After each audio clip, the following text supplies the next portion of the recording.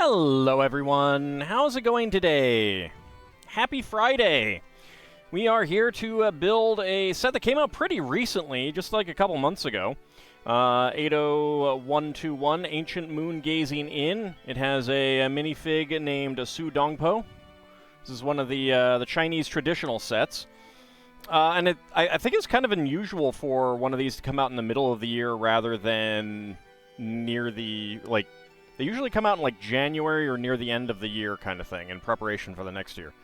So I'm not exactly sure why this one came out like kind of in the middle of the year, but I'm all for it. It's like one of my dreams for Lego is just like a whole ancient or medieval line of sets from across the world kind of thing. You know, like you get Castle one year, then you get Ninja the next year kind of thing. Then you can do China, then you can do Ancient Greek, Roman, all that kind of stuff. So this kind of fits very well in there. It's like a non-castle set. So I'm very excited to build it. On top of that, it was a birthday gift. So it is fun to build it for my birthday. Alright, come on. Open. There we go. Ah, there's a bit of the box below there I think was okay. So one of the bots has decided to show up, but it's gotten caught. So let's go ahead and ban and deny. Howdy, Tom Brown. How's it going?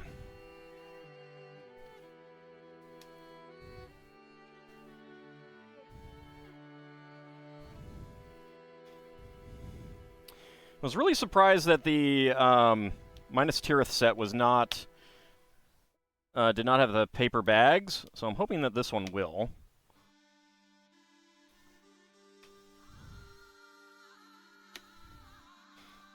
Because I kind of thought that most of these newer boxes would have the paper bags.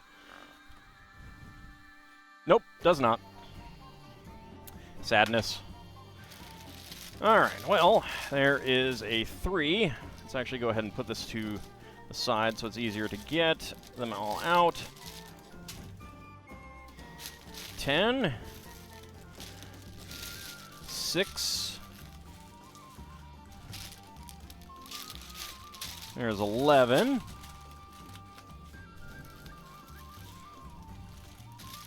There's 7. Okay, we got extra parts. 5. There's 4. So we got our 3 there. There's 9. 8.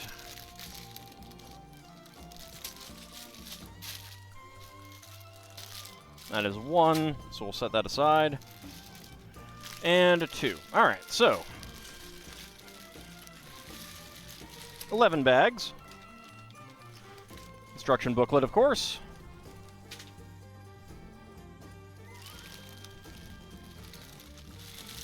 Howdy, Bahamut. How's it going? And Gildatung bringing us a raid. I'll get you a shout out in just a second. I just need to put these aside.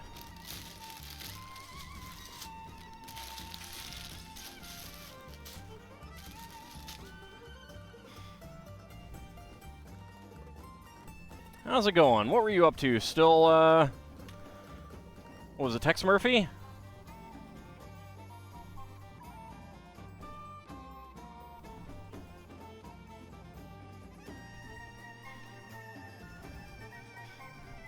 There we go. Got you that shout out.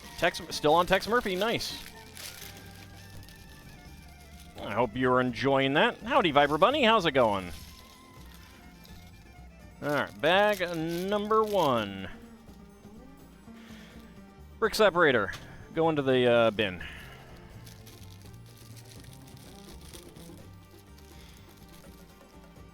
So I have been looking forward to building this set. I really, really like the way it looks. I'm very excited to see it complete and build it and everything. Alright, let's see. So I do also want 80120. I kind of like the Technic aspect of the jumping fish there. A famous poet of the Song dynasty of China, Su Dongpo, left behind verses eternal, among them the celebrated Prelude to Water Melody. His life was marked by ups and downs, but wherever he went, he could turn the sufferings of life into artistic inspiration. Inspired by the angled cornices and detailed wooden beams in hotels from the Song dynasty, our set evokes a poetic evening when Su Dongpo sips tea under the moon, expressing his feelings through poetry. May Su Dongpo's wisdom at turning hard times into beautiful views remind us to stay open-hearted and to see every challenge as part of the scenery, with good luck always by our side. And I really like the art that comes with these as well. It's very nice. Alright, and the extra bag, grabbing our horsey. White horsey.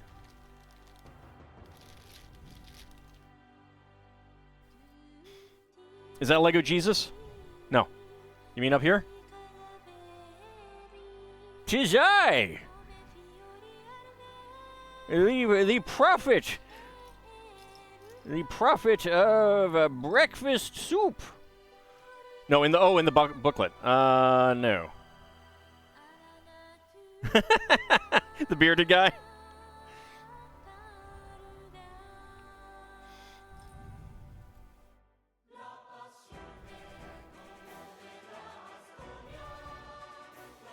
And let's see, where is his hat? There we go.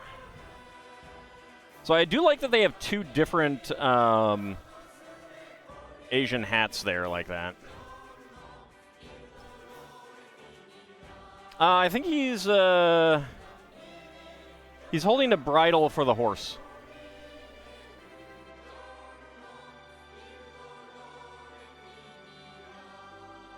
He's like just arriving with the horse. That makes more sense. Yeah, a little bit.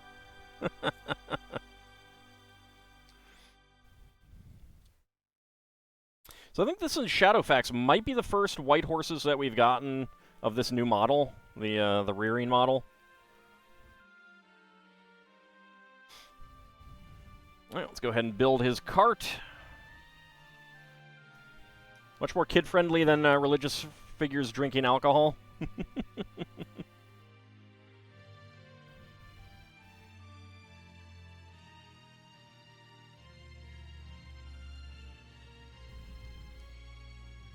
I mean, it's interesting that, like, the Chinese traditional sets are kind of religious. And they don't mind doing those, but, and they don't mind doing churches and cathedrals for architecture.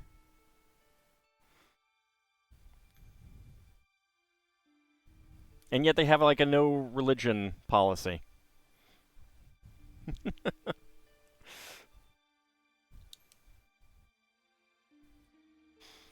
Now, I am, there is a rumor that they're going to release an architecture set for the Parthenon next year. So I am super stoked about that. Also the Golden Gate Bridge, which is neat, but not as cool as the Parthenon.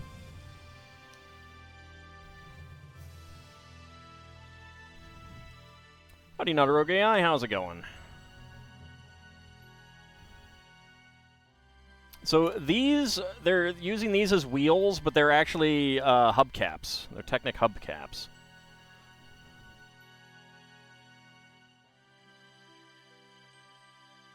Like, they're really thin, so I find it interesting that they're using these rather than regular wheels.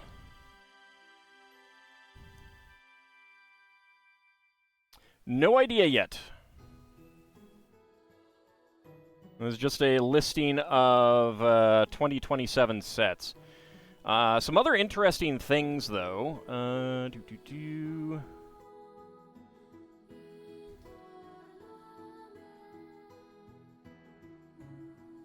Alright, so in the Icons line, we're supposed to get the Queen Mary 2, Lord of the Rings Prancing Pony, and Helm's Deep, not as one set, but separate.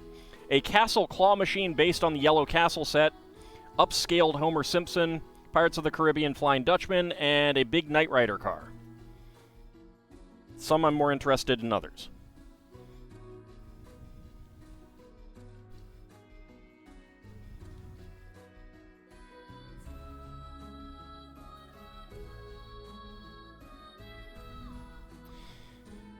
Alright, so we got the angled bar. Make a little lantern here. Actually, I am. I loved Knight Rider as a child, and Kit is one of the coolest television movie cars.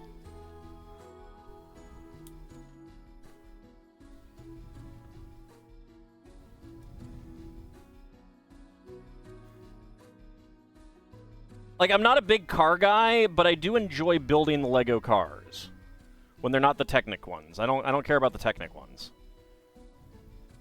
Like, I want like cranes for Technic.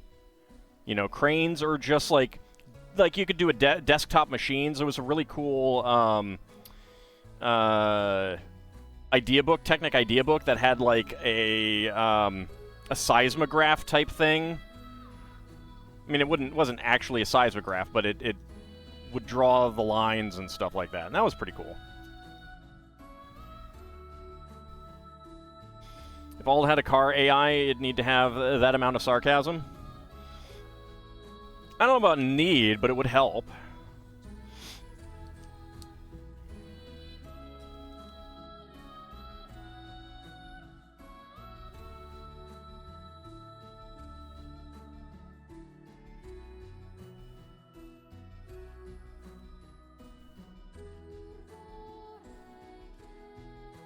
Alright, go ahead and make the well here.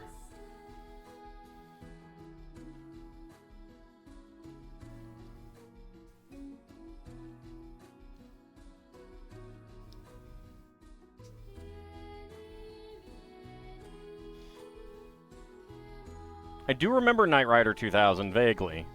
I think that's the one with like lots of AI cars. Or am I thinking of a different one?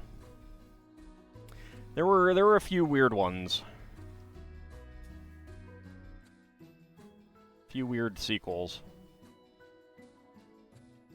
Yes, there was. I'm blanking on the name. I could picture the transformation in my head from the opening. I don't think I watched the show much. Probably, you know, very, very little. But that did make the rounds not too long ago. Turbo Teen, there you go. Yeah, that's it.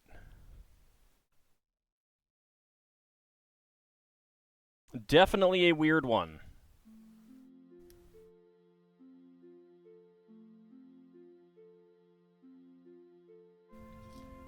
Oops. Knocked out his radish.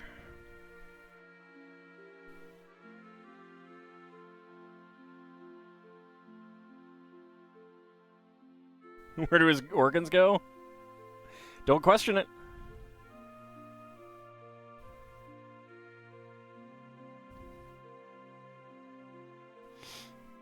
My cabbages! They're not cabbages. His cabbages are safe.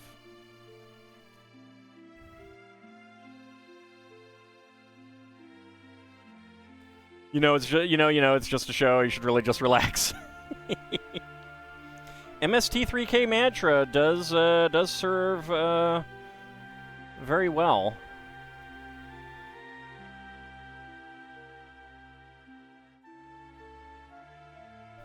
It has many, many uses.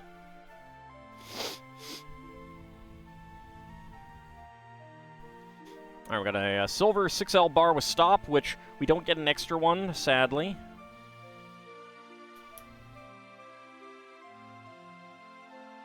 Of MST3K? Yeah, I think so. I haven't even watched the last season. Maybe the last 2 seasons, I don't know.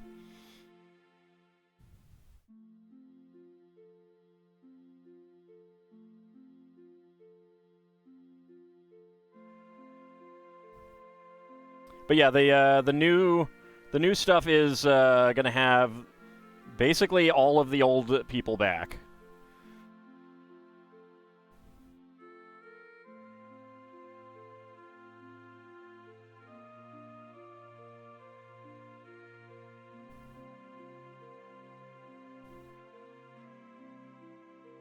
Push the button, Frank. Yep.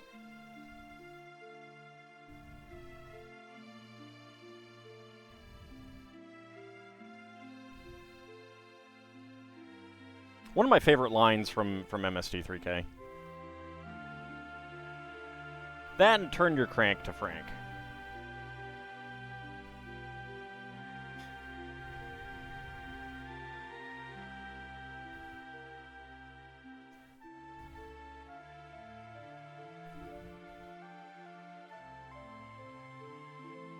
I think that the episode is going to be like in theaters through Fandango or something.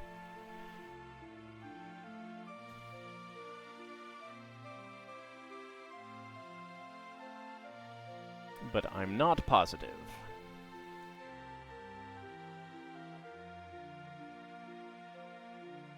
Alright, so we're not using a tile on top of that, which is interesting.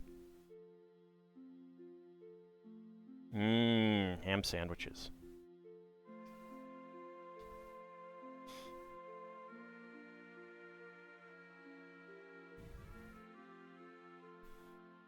Yum yum yum yum yum yum yum yum yum yum. Okay, the broader angle up top and the tighter angle on the bottom.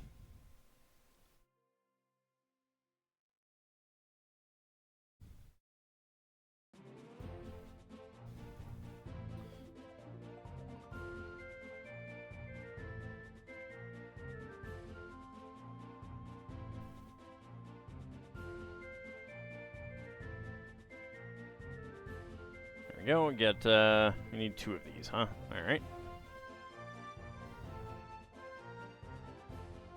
Sad you started looking closer at the sprites in FF6 because magic learning at the Cultist Tower dungeon. Why are you sad?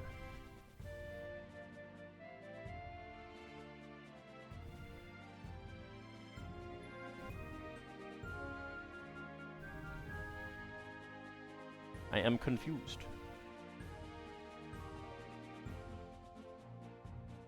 Sabin has a flat butt sprite. I mean, given the size of the sprites, you know.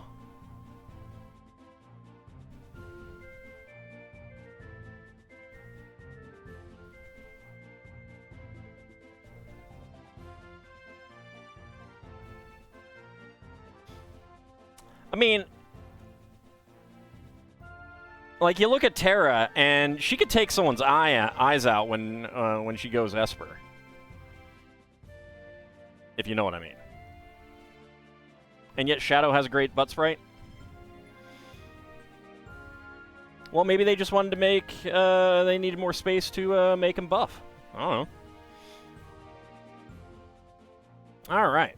So we got our little well, plus a little tree.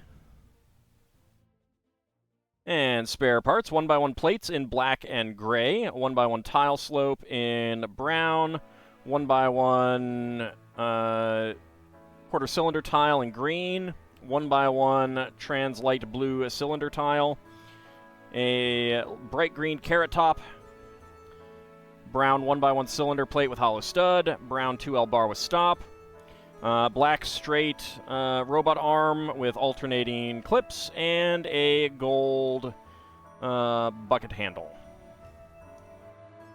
The things you notice when grinding in games, yes.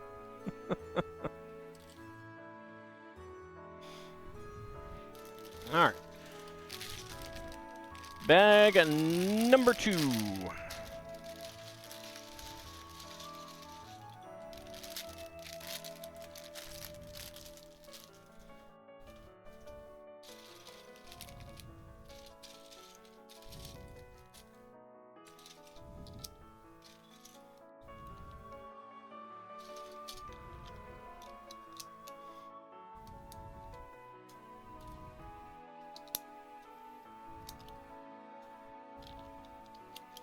Alright, lots and lots of plates.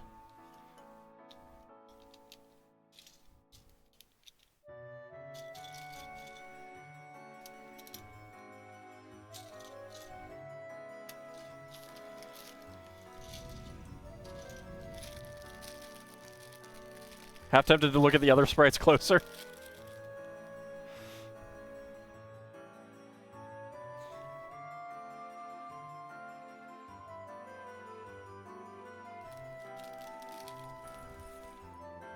There you go. There's one you can look at closer.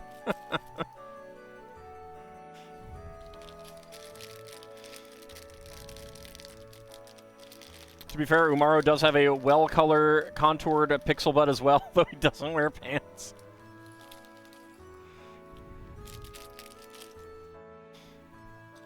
Alright. Next minifig. So we can either have him smirking or frightened. Maybe he's about to drop his tray here. That is a saucer. And a bowl.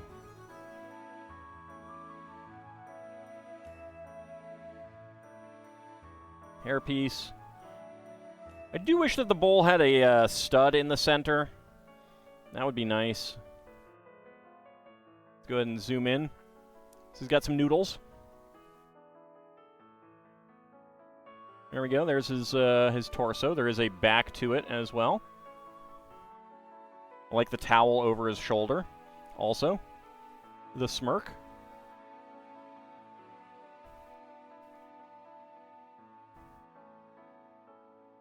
Here is the old guy.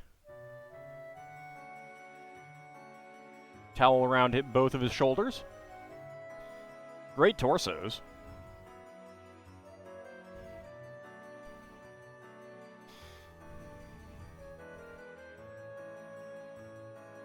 Alright.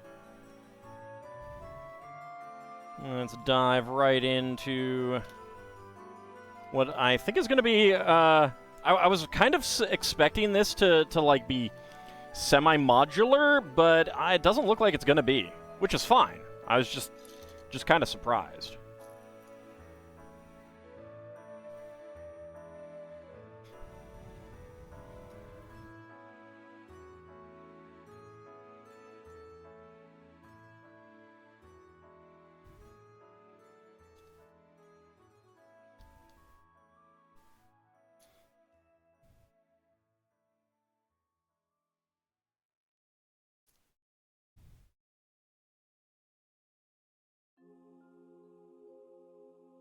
Couldn't tell about Go-Go's and Celise's butts in FF6 because of capes. Darn you, capes! Perfect internet discourse. Talking about people's butts. Fictional people's butts. A lot of the clothing styles do make it more challenging, you know. Well, maybe you got to look at some of their action sprites, you know?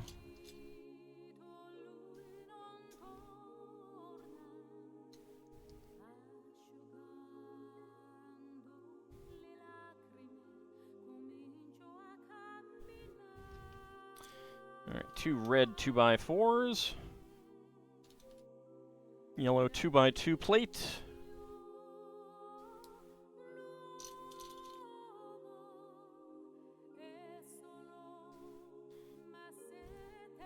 It was something that caught your attention. I mean, you wouldn't be the first person to be, whose, where video game assets caught your attention.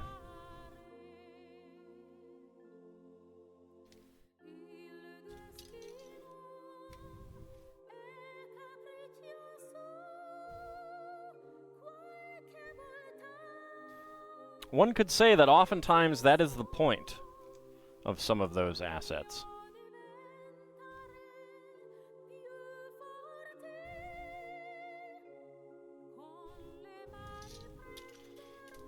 Okay, gray 3x4 half tile. And we got some more 2x2 half tiles for some steps.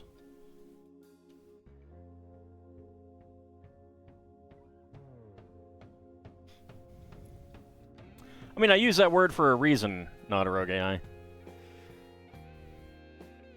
There are assets, and then there are assets, yeah.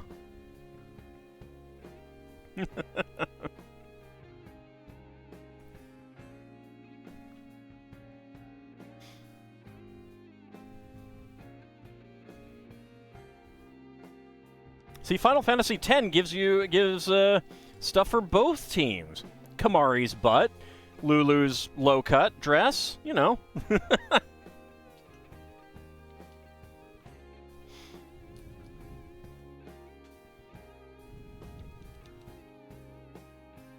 Everyone can be happy. Should actually play that game again and maybe actually finish it. What, FF10? I would actually, like, I would almost recommend not doing any extra content, honestly. Because so much of that game is really, really, really built upon the idea that you are going to go all the way to all of the extra content. That's not a dress, it's a few scraps of cloth and faux fur glued to her breasts in the entire stock of Hot Topics belt section.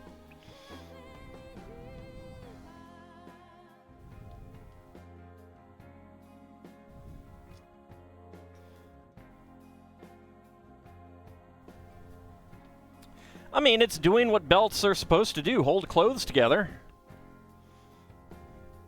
Maybe not in the way originally intended, but...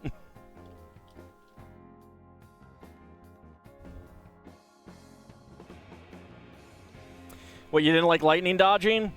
I cheated.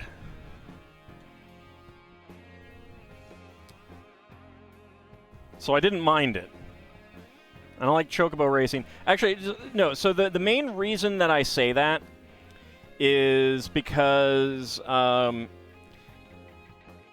if you play through with the intention of getting extra content...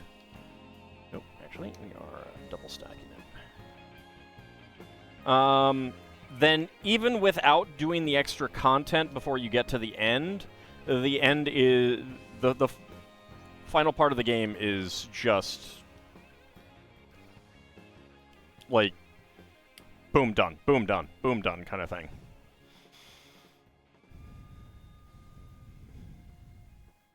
Yeah, definitely there should probably be a joke series where like video game characters are interviewed about their back problems. She and Tifa would probably have a lot to say.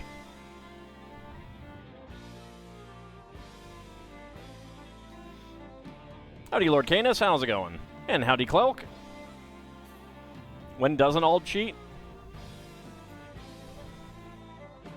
I mean, but that wasn't cheating.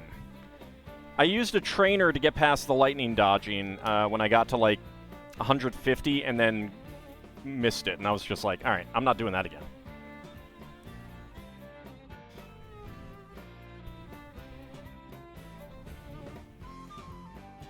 Well, you don't know what's under the outer layer, Iagra. Maybe they do. Maybe they do offer back support. Or maybe that's why she bends over after every fight is done. It's like, oh god, my back.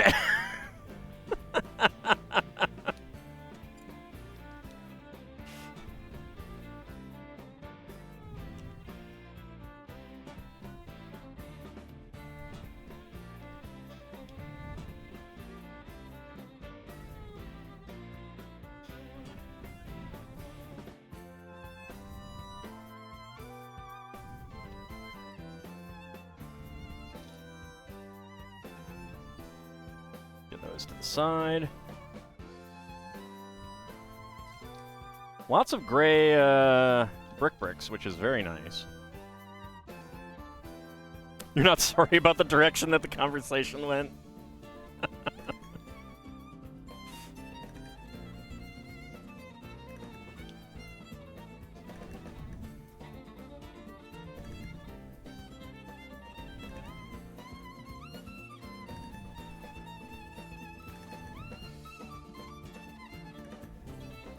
Can't wait for the X2 playthrough, and especially can't wait for the EA Final Fantasy X knockoff. Yes, playing dress-up will be a lot of fun.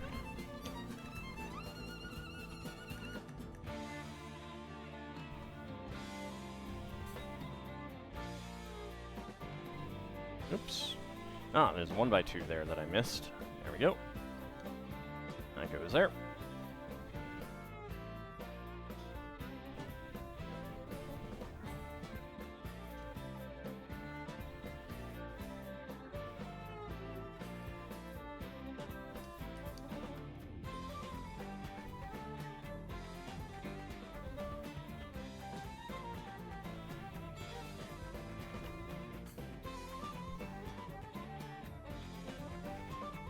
Well, I think it's safe to say I won't be playing that. My desire to play Lord of the Rings games starts and ends with War in Middle-earth, for the most part. There is actually one Hobbit text adventure that I would kind of like to play, because I played it as a kid, and I never got anywhere. And I suspect it would be super-duper easy for me to do today. Just like War in Middle-earth was.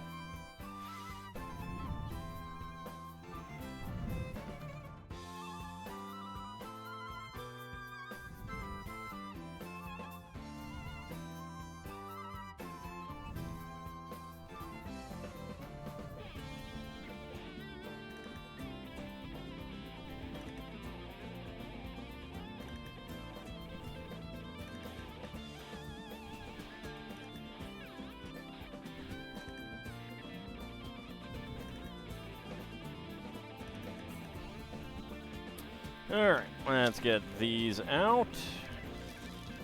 Actually, wow. Yeah, I think that's it. It did say 4 of the gray ones.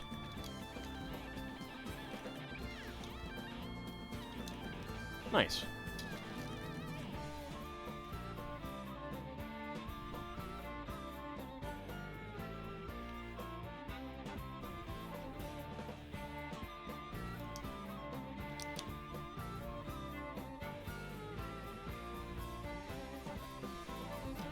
Alright, those go right there.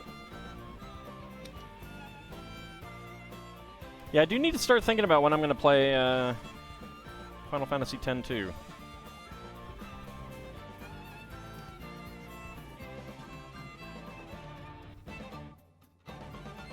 Okay, so this is going to be some secret treasure. We got 2 gold bars.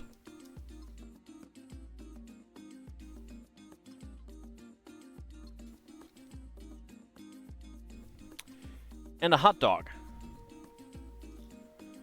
I wonder if that's supposed to be, like, money on a string. Speaking of FF6, you got 2 safety bit relics from the Metamorph summon. You never really need more than one of those, right? Is that the one that I think it is? There's a lot of relics that I never actually used.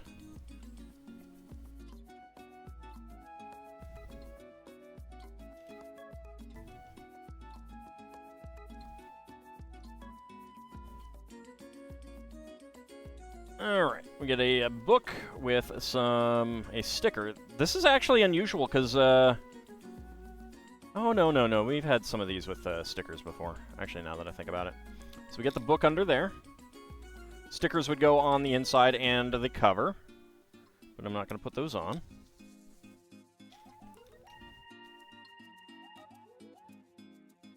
Right, prevents instant death effects, okay. Yeah, so more than one of those is useful.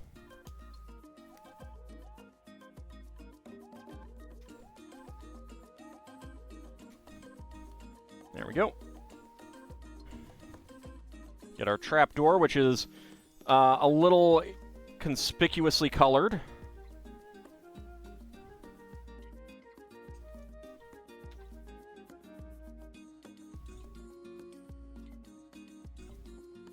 Alright, 3 leaves. 1 there.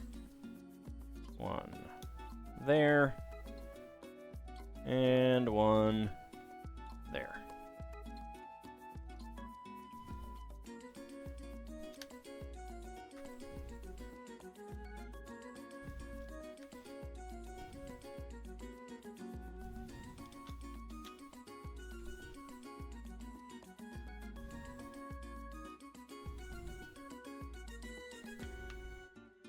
Doing the safety dance there, Gildatung?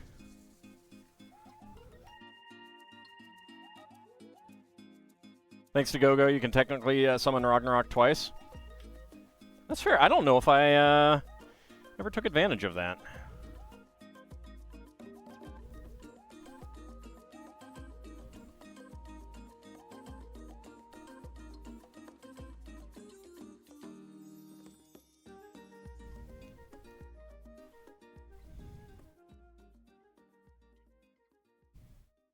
Maybe once in a while, but generally I found, like, I mean, Ragnarok is one that you can't do any other way, so that is a useful one to summon, but most of the time, didn't find the summons all that worthwhile. Alright, so we got what I assume is fodder for the horses. That was one handy thing about the sketch glitch. You could have both the Esper and the weapon, often 255 of them, yeah. Alright, so spare parts. We got a, I think this is a medium nougat hot dog. We've got a white saucer, gray 1x1 cylinder tile, a warm tan, I think, 1x1 cylinder tile with a noodle print, and a white 1x1 plate. All right, so this is the base of our model.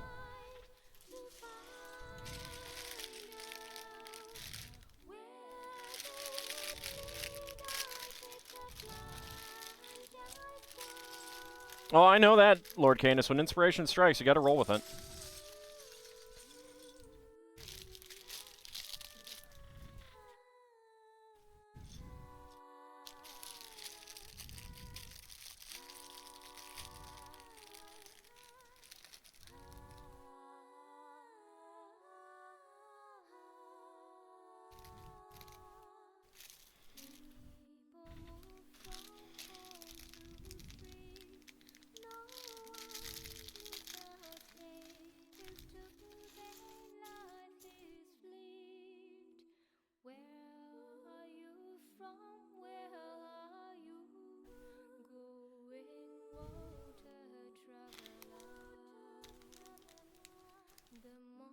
A little bit of lint on one of these pieces. There we go. It decided to get stuck on my finger after I got it off the piece.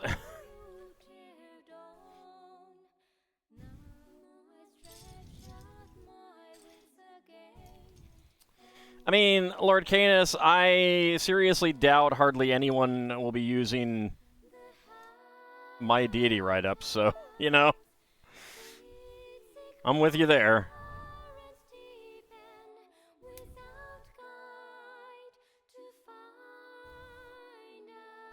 But I wanted to do it.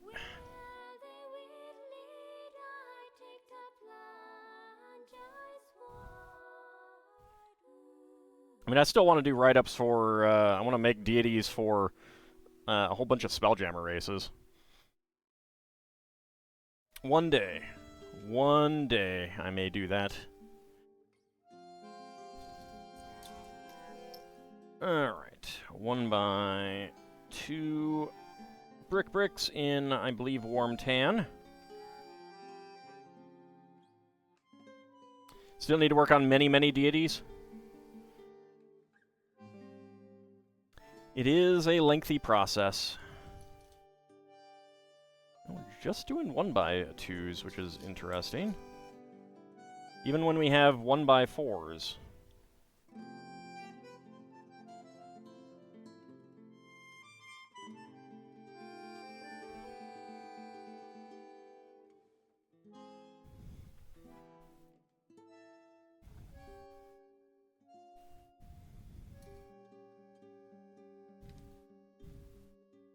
Like, I want to make deities for the Herwadi, a Spelljammer race that I'm pretty sure 90% of people who play Spelljammer are like, who?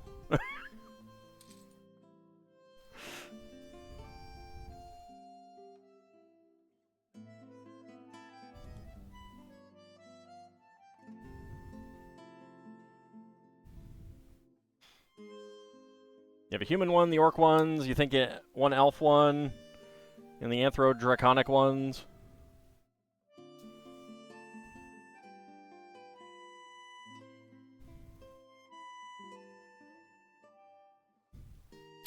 Somehow you see the Tinker Gnomes maybe not worshipping the Modron, but like almost doing so. Yes, the Wiggles. So here's a thing about Modrons that I think gets missed.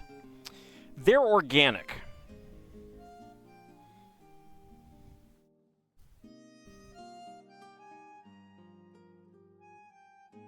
They may have metal parts. They may, on the surface, look metal. But they reproduce by budding.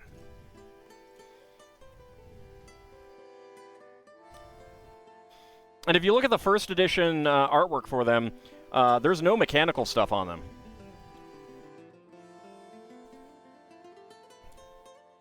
Yes, Iagra already mentioned them.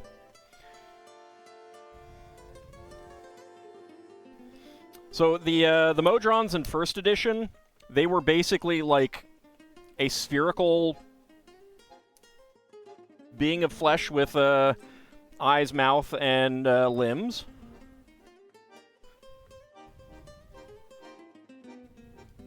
Or a cubic. Like you read chat.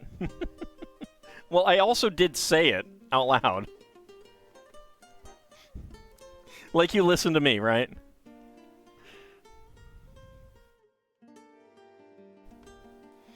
But the link is there for other people if they want to, if they're like, I don't know what these are, let me go look at them.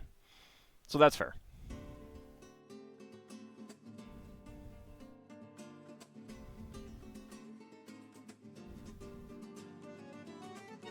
It's practically zero visuals on them. Yes, that is correct. There's basically one image of them. One single solitary image.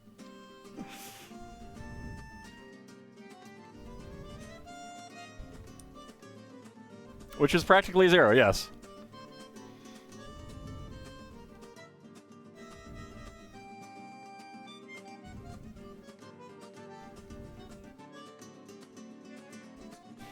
And really, there's, like, not a whole lot written about them either. You've got the Monstrous Compendium sheet, which is actually, you know, includes 3 different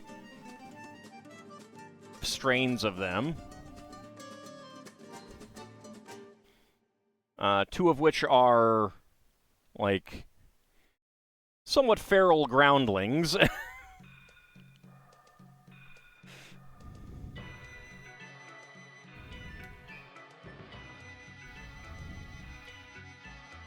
And then a little bit in the Complete Spacefarer's Handbook. That's one of the reasons why I want to write more about them, because I think they're really interesting. I think they have a lot of potential.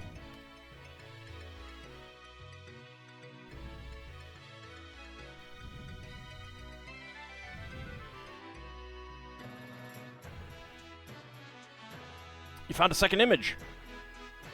Oh yeah, the card. There might be a card art for one of them.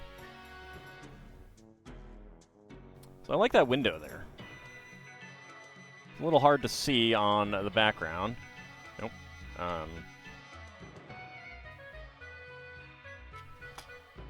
Let's do this.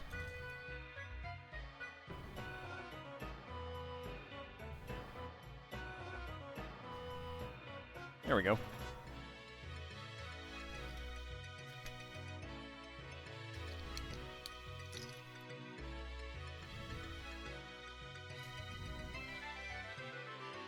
Oh, that art. Let me think. I think I know that. I don't think I ever associated that with Herwady.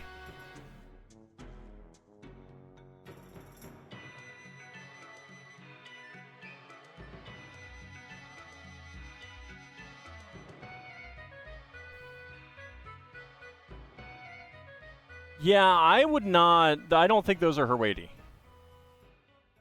Those look like goblinoids. Yeah, I know that art. That's why it didn't occur to me, because I don't think those are supposed to be her weighty.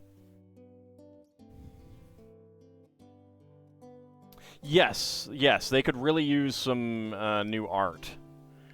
Honestly, like, there is so much to be disappointed with the 5th edition Spelljammer material, but that's, for me, that's one of them. Like, they didn't update other races.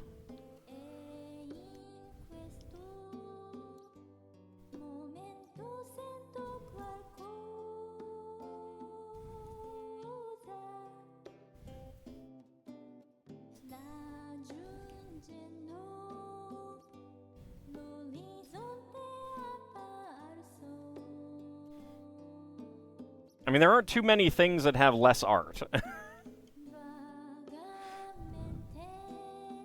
I do know of one of them. I do know of one creature. Maybe they didn't like having their photo taken. But yeah, I know of one D&D creature for sure that has less art than her weighty.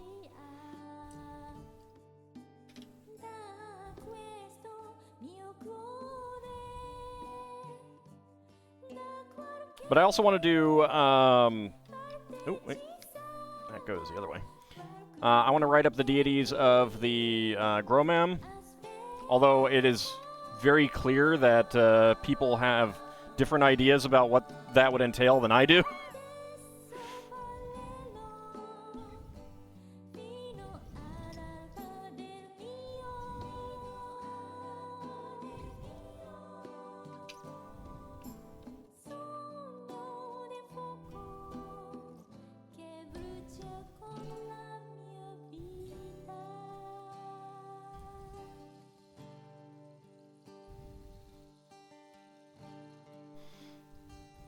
Let's see. Oh yeah, there's the other gray 1x2.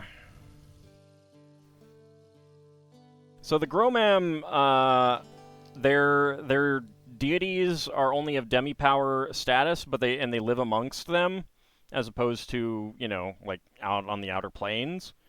So I know of multiple people who would have every large Gromam settlement have a demigod amongst them, and I'm like, do you understand how powerful demigods actually are? Because I'm not sure you do.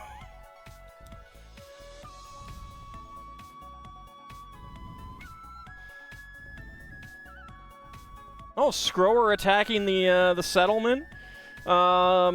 Guess what? The demi-power can basically kill them all pretty handily.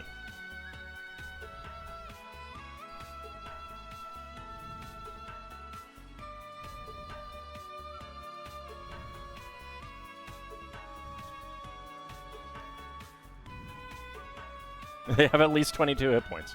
They do have at least 22 hit points. Yes, that is true.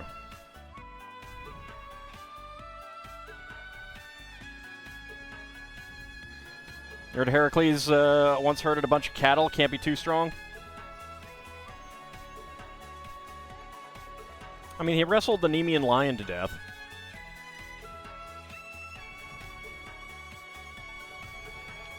Killed Geryon.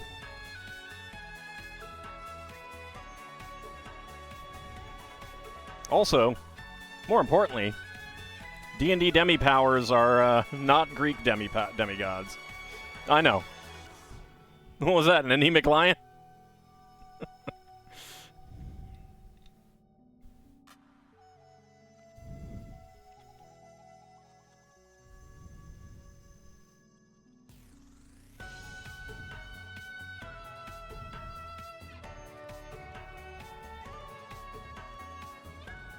See, I'd basically have a full pantheon that is a completely extant pantheon. They're just all demi-powers, and they rule separate kingdoms on their homeworld. But without being, like, monotheistic about it.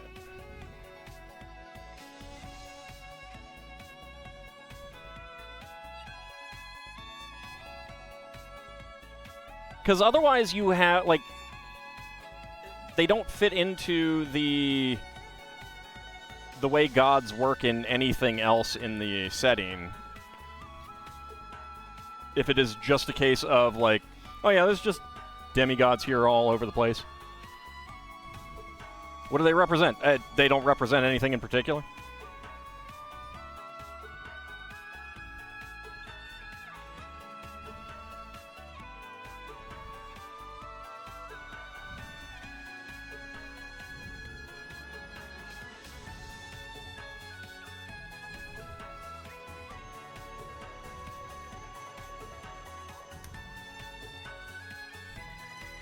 Like, I would have them actually be a pantheon, rather than just random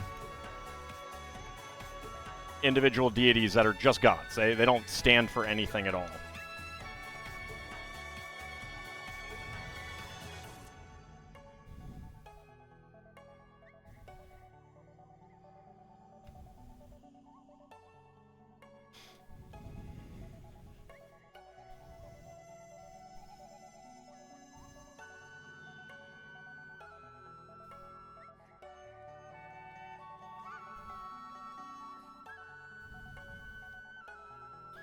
All right, 3 1x2 bricks with side studs. Now, the way that these are going together, this does mean that they're too far apart to fit plates on.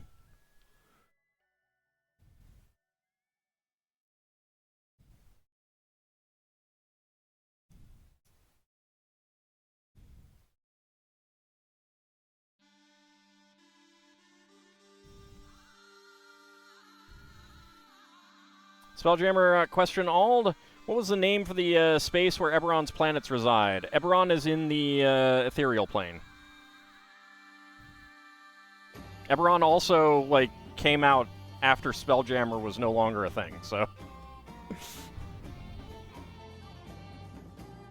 I think the fan name for it, when they do have a... when people do put it in a crystal sphere, is shard space. So if you're looking for anything on a crystal sphere for Eberron, that would be the fanon name for it.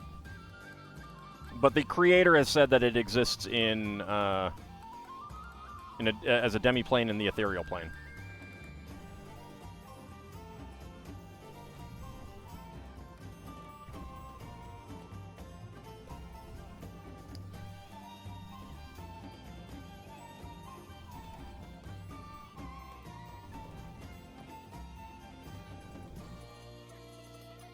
That's true. Dull is not the same as rusty.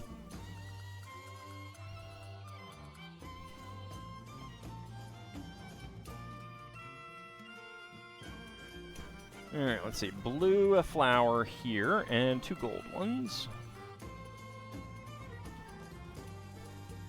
for container tops.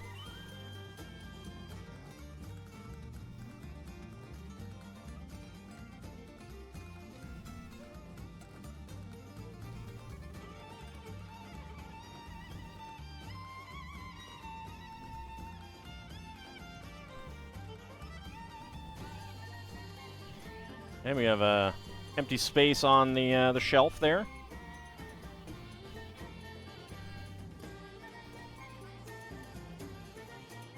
And then top has the Midas shelf. Gold frog and gold bottle.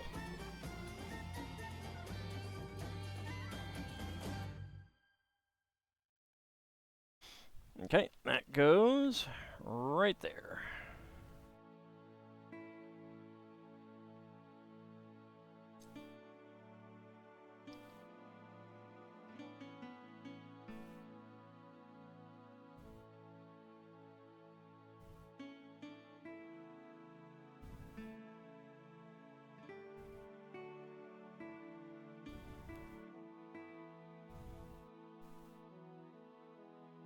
There we go. I don't know why they have propane tanks in this ancient temple, but hey, let's not question it, right?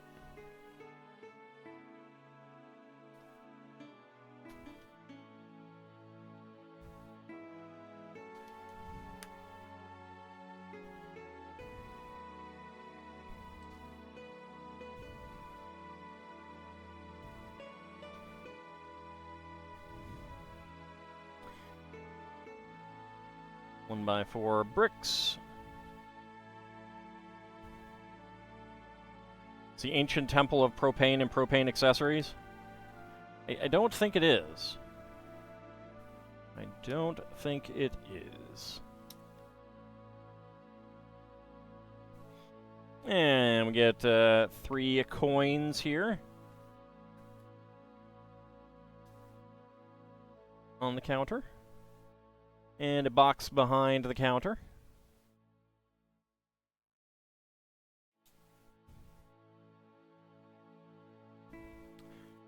Mega Flare is bigger than ever.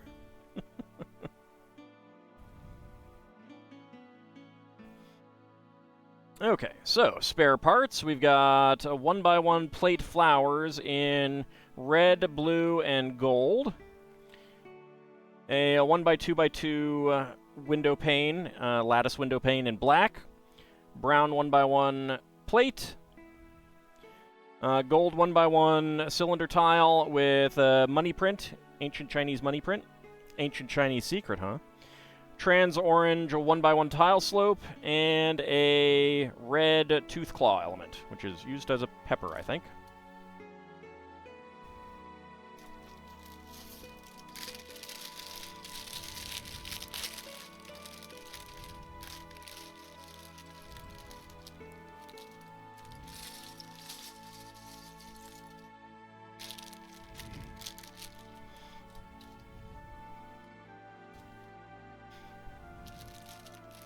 Do you feel like your Mega Flare is just moving through you?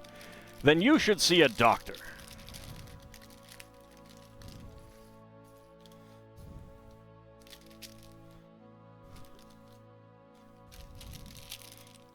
Try new patented Chalky Chews.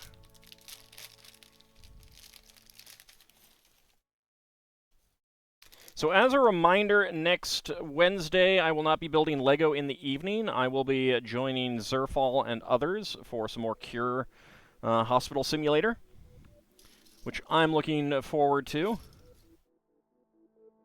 I see Lethal Feline and Grimmeth decided to cheat on us.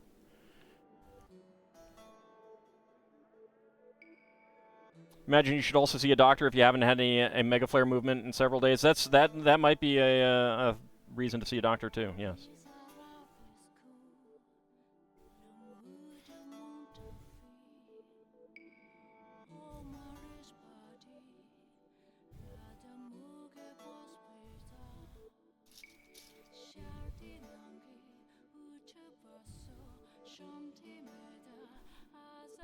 Alright, black 1x2 with bar, and I'm not seeing that.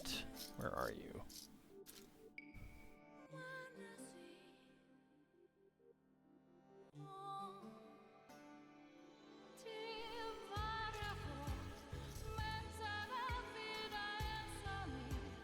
There it is.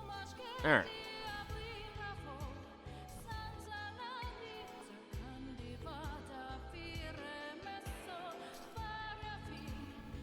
I really like this torso.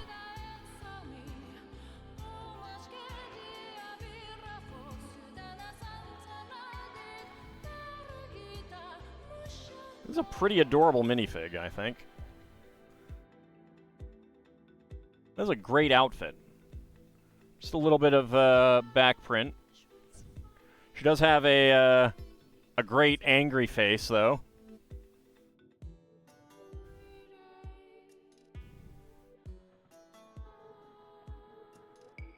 Come on, zoom out, please. Thank you. All right, let's see. 1x2 tile.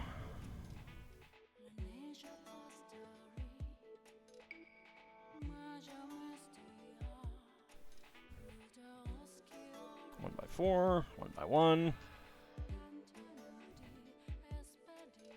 All right, Iagra. See you later. Have a good, I assume, play session.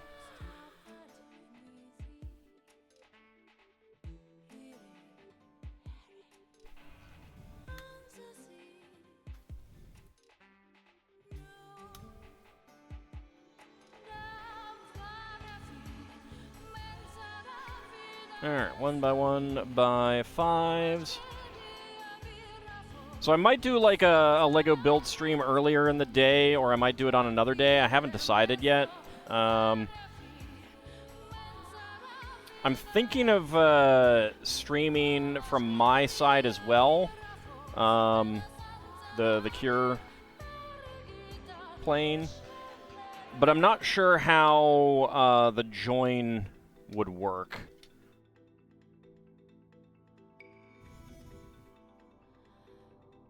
So I need to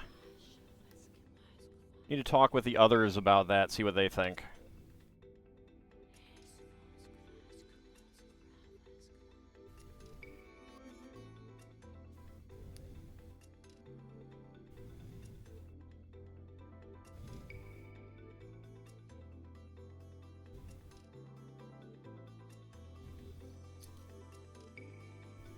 Alright, oh, we need 3 of these tables. There we go. You know, that way we'd still have a Wednesday stream. It just wouldn't be Lego. Or Wednesday evening stream.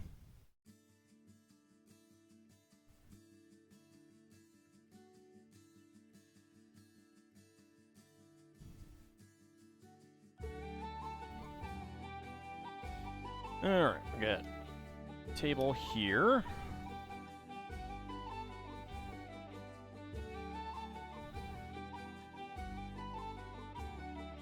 But I think that for a little while I'm going to shy away from really big sets. I do have a few of those, but like real multi-stream sets. But I do have a lot of stuff that I can get done in one session as well. Like this, I can get done in one session, so...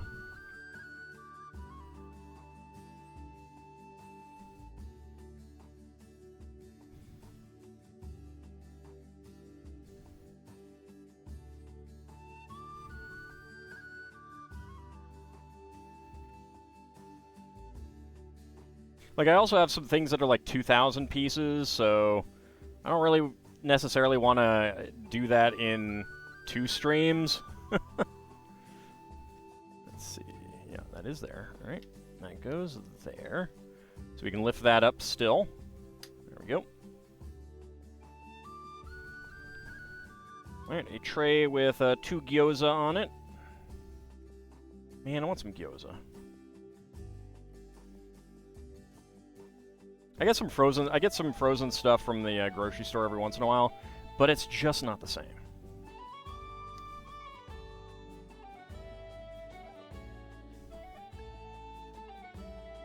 A sand green tea kettle.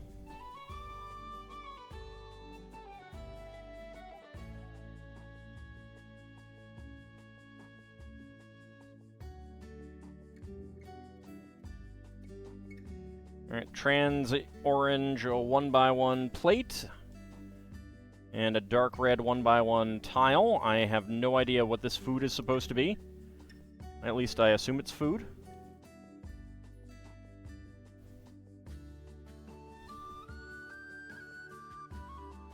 Could be something with like a thick glaze or something.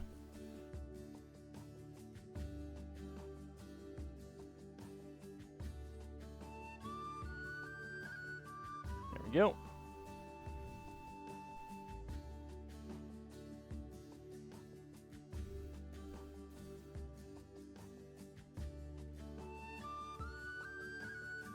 Strangely shaped cake? I doubt it, especially on a leaf. Which I would assume is supposed to be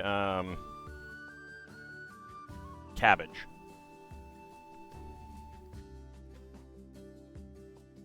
Like, if you've ever been to Korean barbecue, which is, of course, not Chinese, but... you oftentimes will get cabbage to wrap the grilled meats in.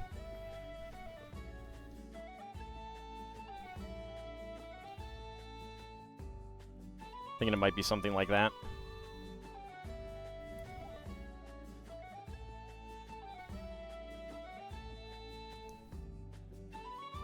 A tasty cake? I don't think they had tasty cake back then.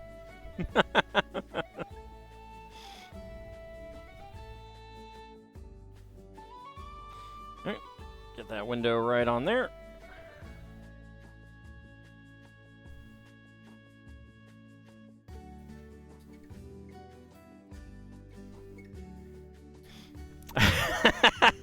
Deep breath and deep sigh. Perfect. My work here is done.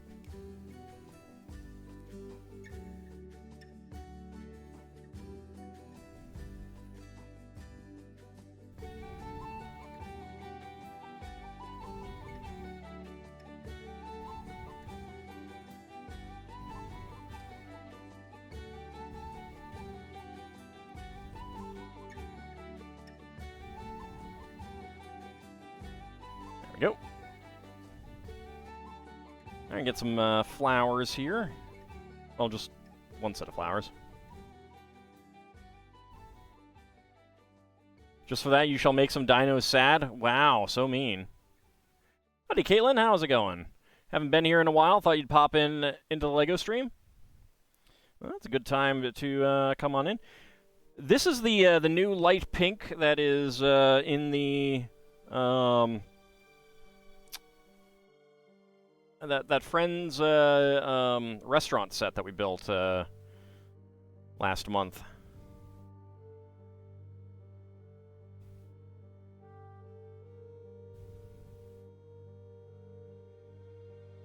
I'm glad, though, Bahamut, that you admit that that is what you're doing. You are making the dinos sad. You're scaring them. They're looking at both ways. They can't escape the pickles that you've surrounded them with.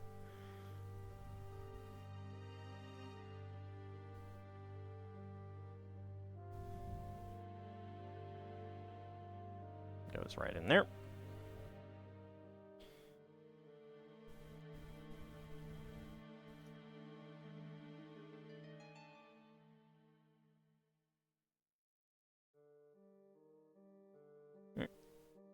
Brown 1x1 cylinder.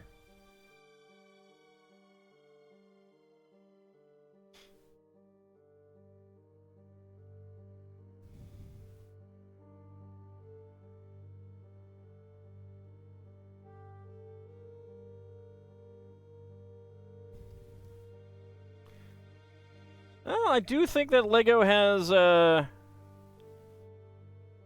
stayed pretty much as it used to be. They're just making bigger sets these days. That's the thing. Still getting 10 cents a piece. Trying to convert the ham dinos to pickles, but they keep resisting. They do. Of course they'd resist.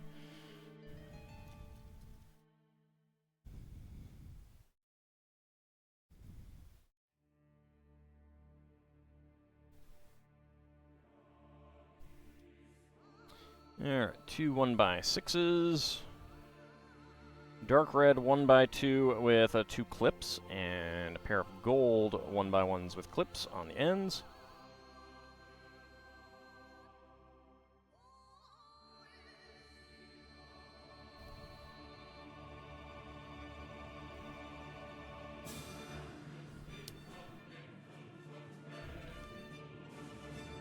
I mean, Sagrada Familia is 12,000 pieces for 800 bucks. It's expensive, it's big, but that's a lot better than 10 cents a piece.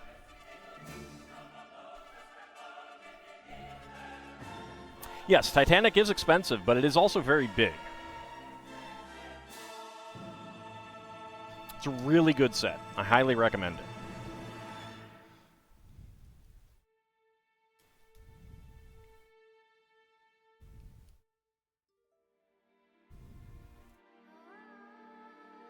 I know, I could finish it before they did. May have to agree with Caitlin. For some reason, you find you'd buy a Magic the Gathering singles or a third-party LEGO set than an official LEGO set. I mean, that's always a choice people can make.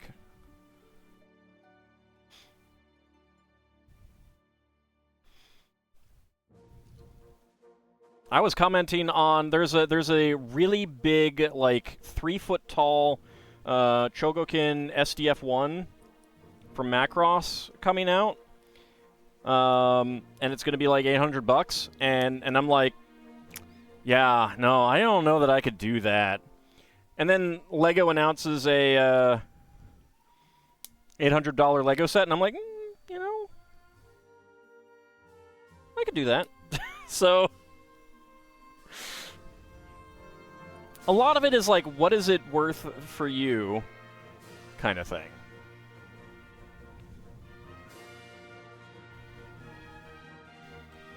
For me, there are few things I like more than Lego.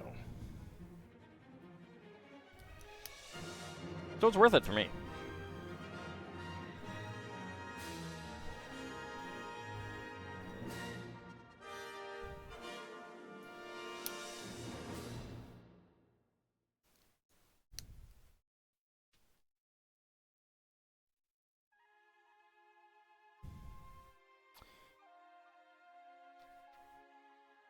Alright, there we go. Get this all there across that part. Pair of black half arches.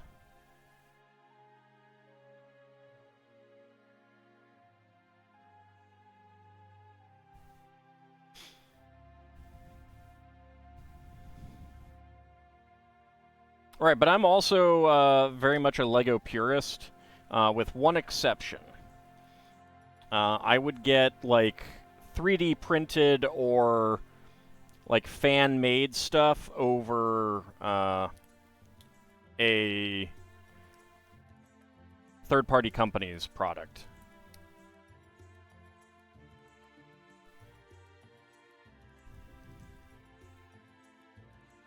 But again, that's me.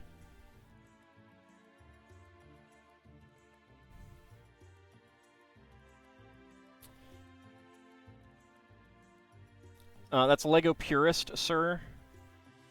Use the right terminology.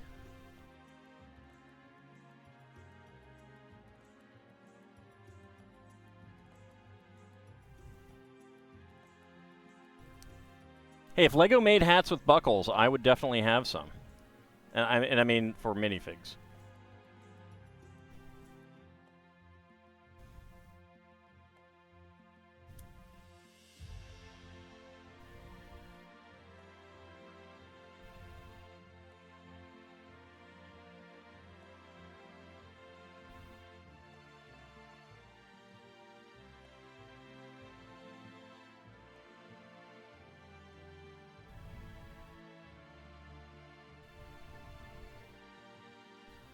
Alright, there we go. Get this on there, all the way down there. There we go.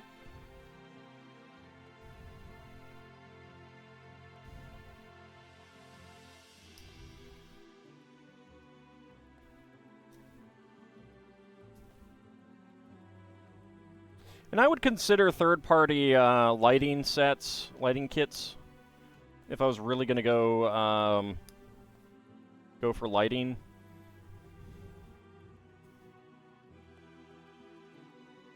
But it also sounds like a lot of work.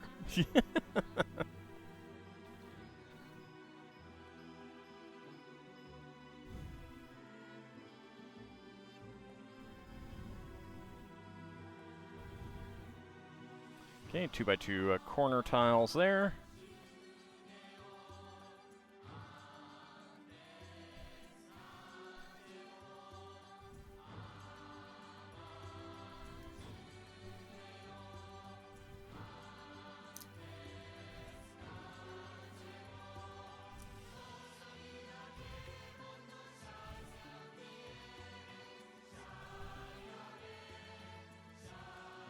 Okay, 1x2 tiles.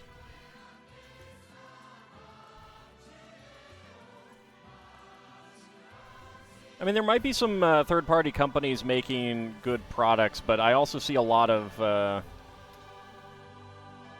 real knockoff stuff that is, like, the same design as a Lego set. That I can't stand.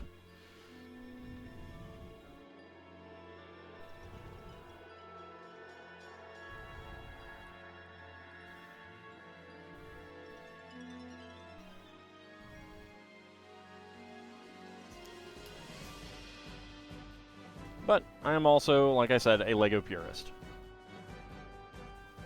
Yes, this is one of the Chinese traditional sets.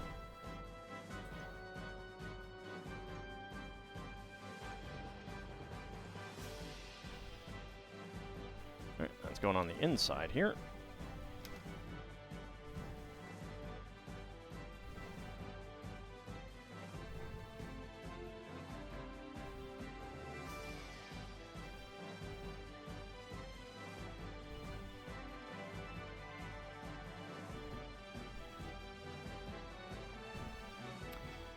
Alright, we got some lanterns out front.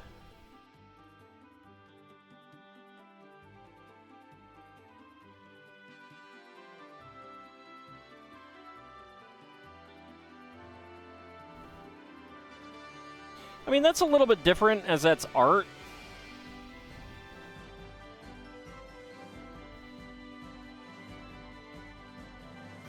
Like, there's not really a whole lot of difference between someone making an art piece. Like, if I made, if I was good at art and I did a piece of art of a Johnny, what's the difference between me doing that and then me putting it in the Magic the Gathering card frame for one of the Johnny cards, you know? There really isn't much difference there.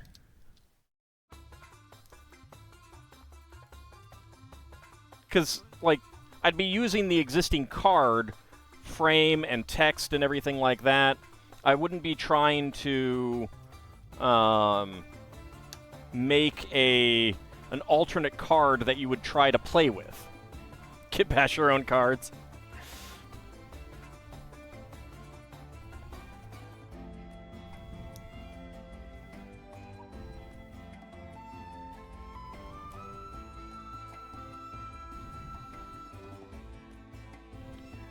So I don't think there's a similar thing in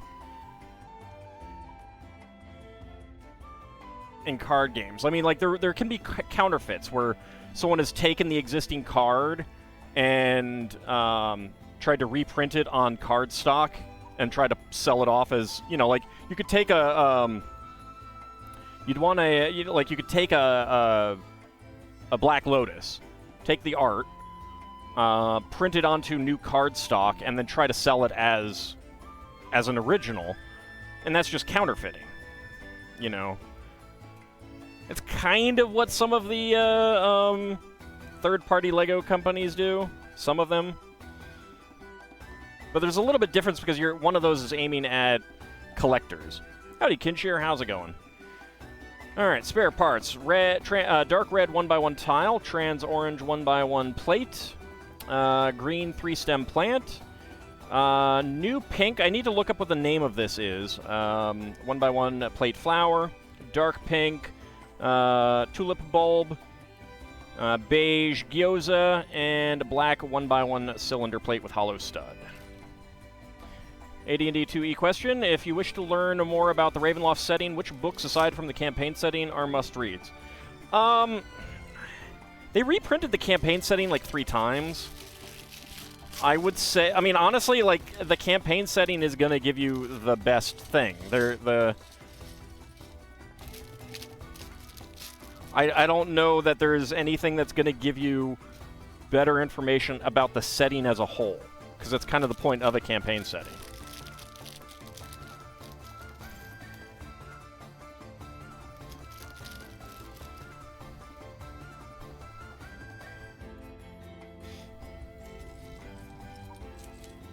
So I'm not really sure how to answer that.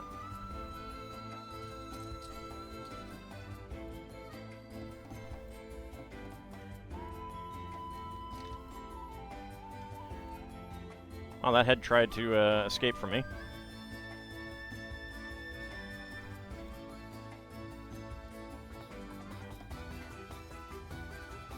But there are 3 campaign settings, like 3 versions of the campaign setting.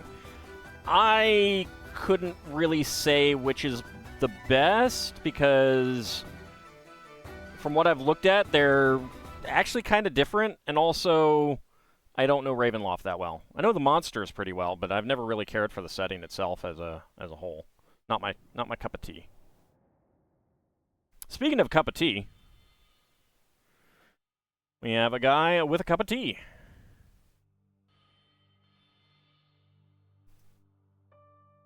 with a sand green outfit. Great, great design. He also does have an alternate face that is not fully covered by the hair. So he's got a little mustache on the nape of his neck.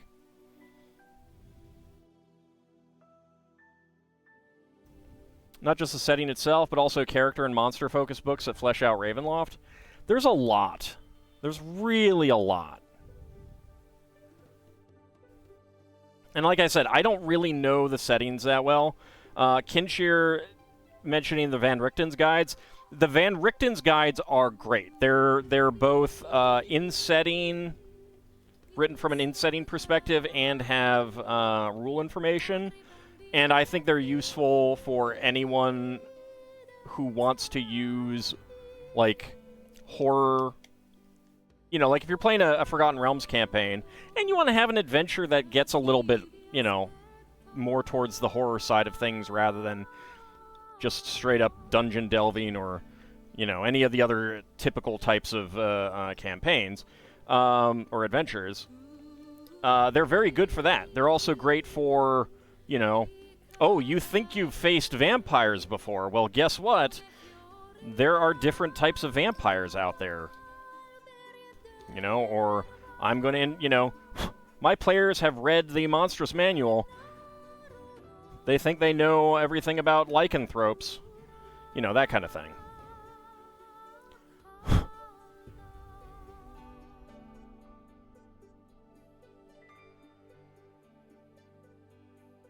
But I'm not well versed on the campaign setting content-wise to recommend specific materials beyond that.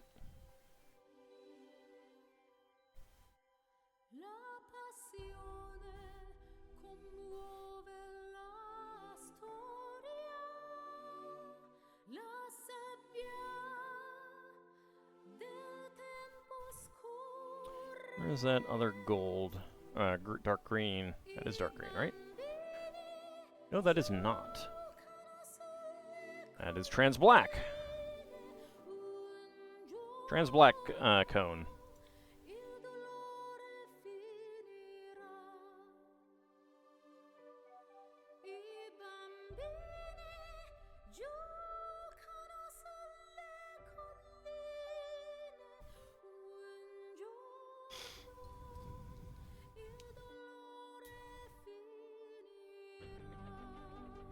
I mean, good players can just pretend to forget what they know.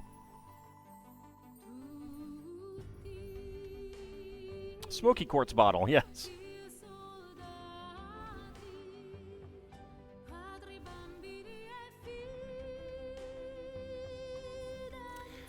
Not quite this shade, but the older shade was actually used as Coke cans.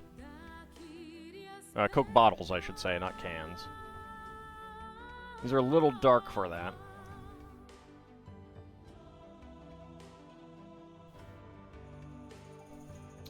Oh, shoot. Are these...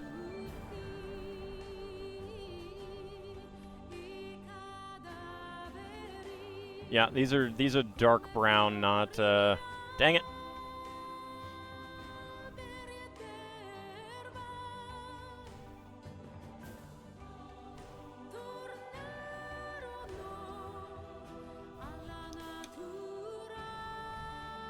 Curses. I really do wish that they would outline dark brown in another shade.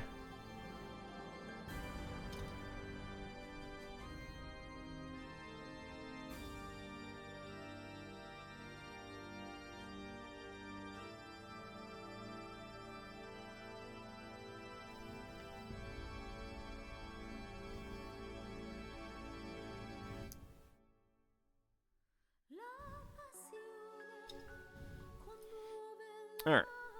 That's better. Alright, gold, 1x1 cylinder, beige, and another lime green shorty brick.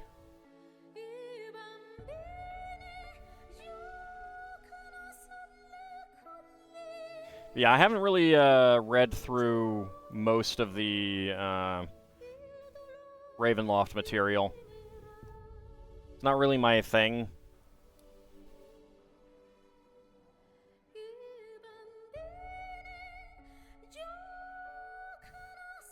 Gothic horror, not my my thing to play in. It's sad that you have to wait until next year for deep-fried cheese curds. I mean, you can try making them yourself, right?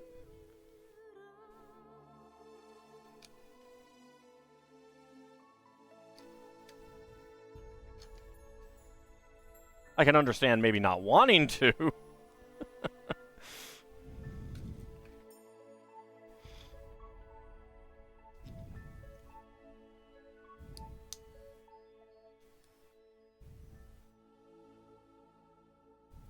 You don't want to because fire hazard?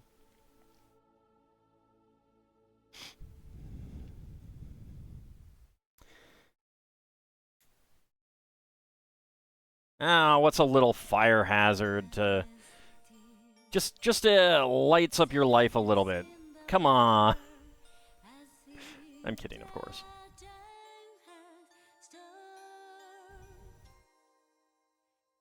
There's a lot of things that I wouldn't do because they're fire hazards, too. Like just going around incinerating people with my fire breath. It's a big fire hazard. I've had to stop. It's terrible.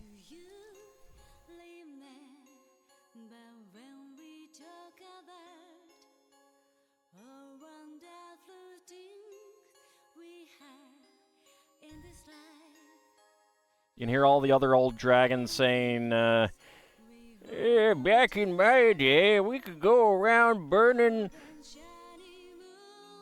villages willy-nilly." Warm and toasty feelings. Yeah, you know, I mean, sure, you'll set yourself alight, but you'll be warm for the rest of your life.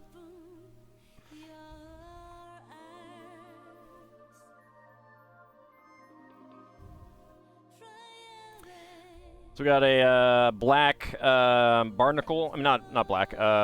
Olive green barnacle in there for some food.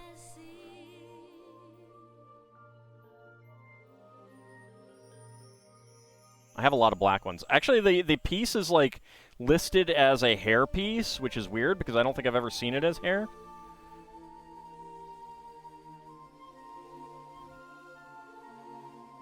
It's very weird.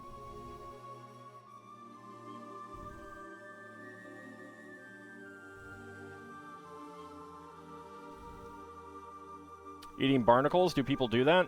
Maybe. I don't know. It's not supposed to be a barnacle in that context, though.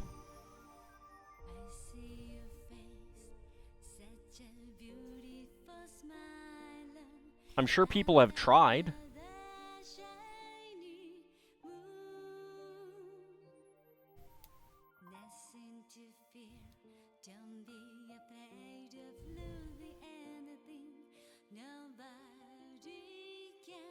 Imagine being the first person to try an egg.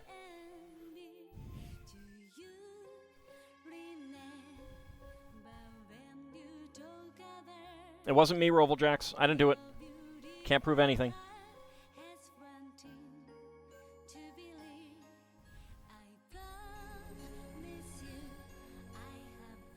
How desperate was the first person to eat lobster? Yeah, I'm gonna eat this large red, actually it wouldn't be red, this large brown, thing that keeps trying to, chop at me with its big claws. Yeah, that I'm gonna eat. I'm gonna eat that.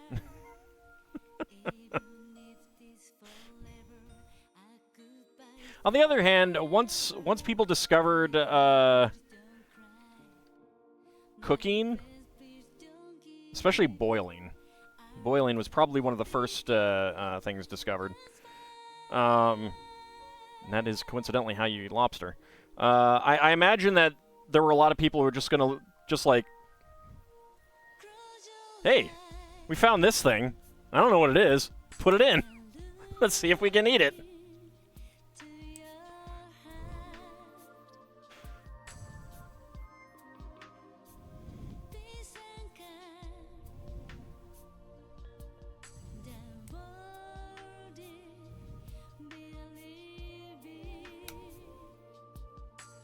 Every tribe needs a Mikey. Exactly.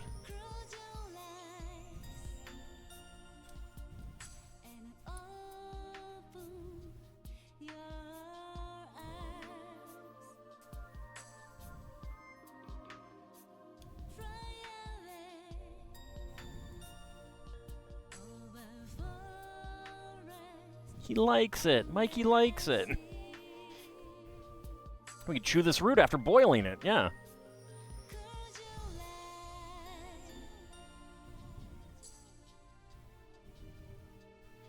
Hey everyone, Fred's gonna eat this thing that he dug up. Let's watch him. Oh, that is not good. That stuff came out of him. That's probably bad for him, right? We should probably not do that again, huh?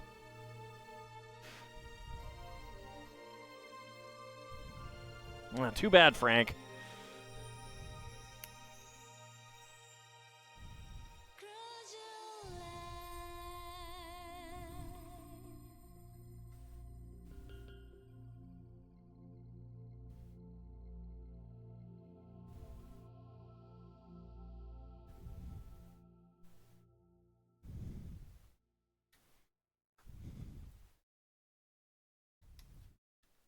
Alright, there we go.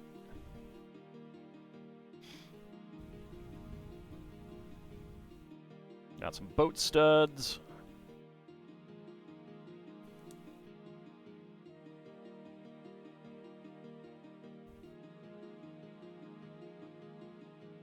All has to try the ham, pretends to die to keep all the ham to himself.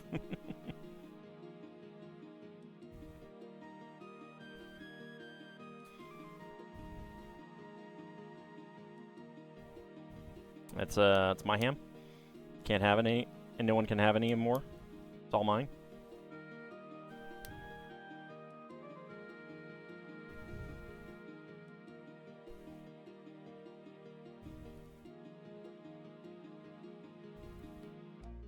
Cassava needs multi-step process to be safe to eat.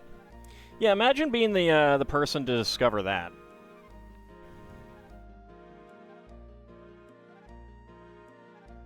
Here, Fred, I've done this to this this thing. Try it now. Oh, Fred's dead. All right, Andy, come here. I want you to try this. I've done this other thing to it. Ooh, no, that doesn't look good. Okay. All right, let me try this other thing. Joe, hey, it's great to see you again. How's it going? How are the kids? Here, try this. Ooh, oh, that's not pretty. All right. Dennis, hey, how's it going? Hey, would you mind trying this? Oh, you like it? Oh, that's great. All right. Shoot, how did I do that again?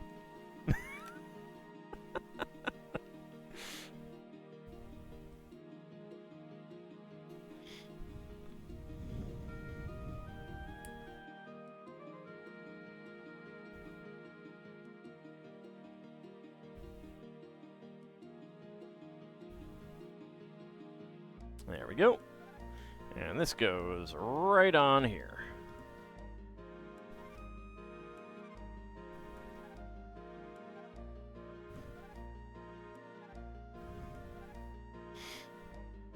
Okay. Spare parts. 1x1 cylinder tile in, I think, warm tan. Dark green 1x1 cylinder plate with hollow stud. Dark green 1x1 cylinder tile with top peg. Green 1x1 plate flower. Brown small 3-stem plant. Olive green barnacle. Beige 1x1 cylinder plate with under clip. And 2 pink, bright pink, 5-petal flowers.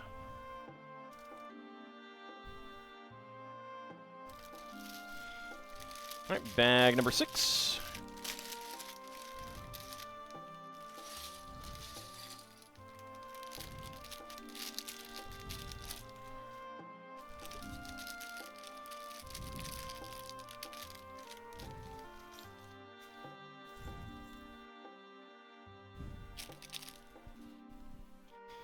All right, another person to stay at the inn.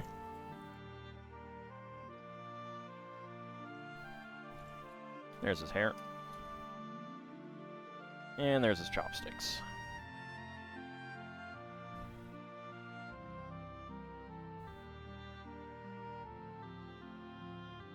Let's make him happy.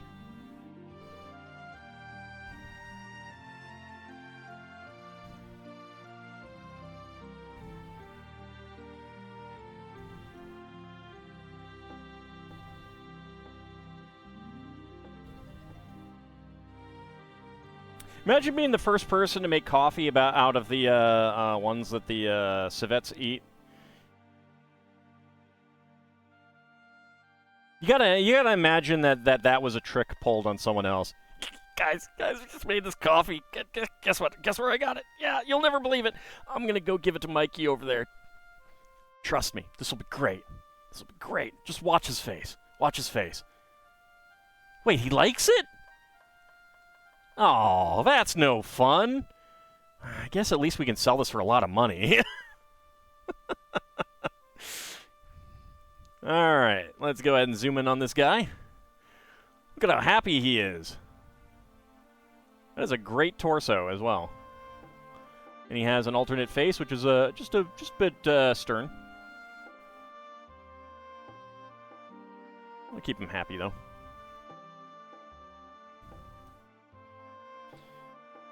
Keep trying to forget that type of coffee exists. Oh, don't worry, you can never forget it with me around. A fool and his money are soon parted. It's true. But who is truly the fool?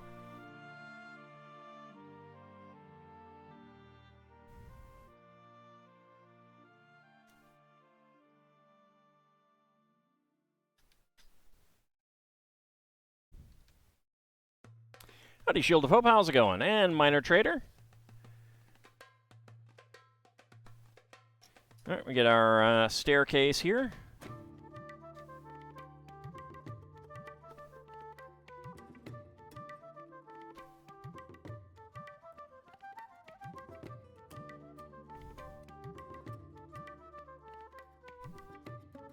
Alright, 1x2 tile. Right there.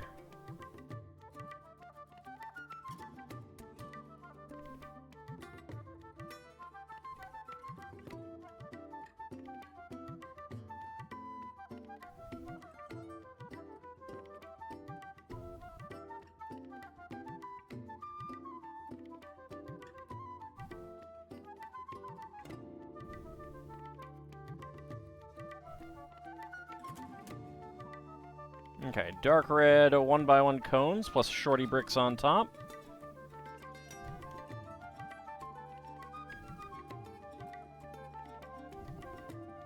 Not on the bottom, on top.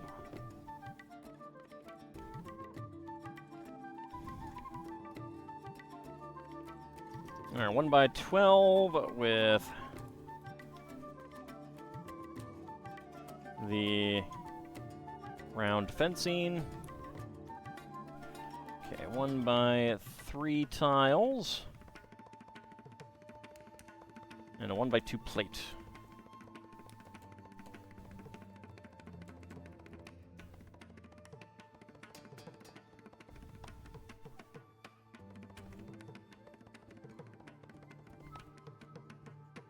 Okay, that goes right there.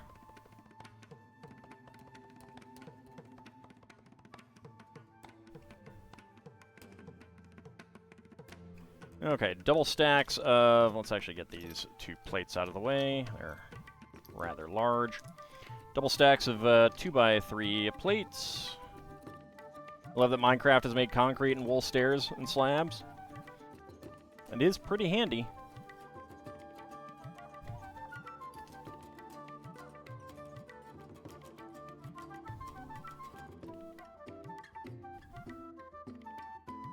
Well, you don't have to murder the sheep.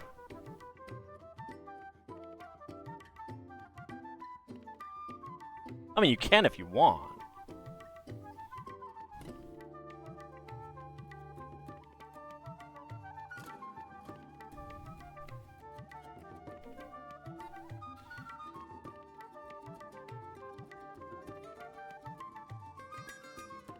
Alright, two 1x2 plates. And 1x3 tile. There we go. Oh, good lord. Alright.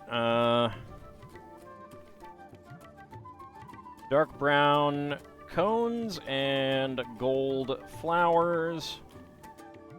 All the way down.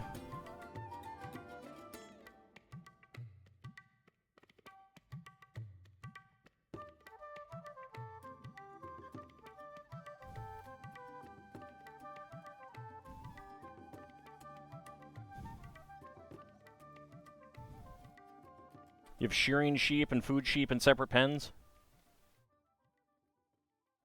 So the food sheep can't tell the shearing sheep the horrors that they've seen? Makes sense. Makes sense.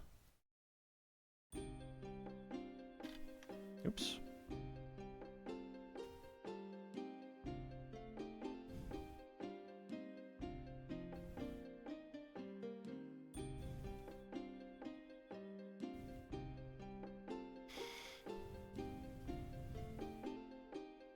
Nope, can't get sheep milk.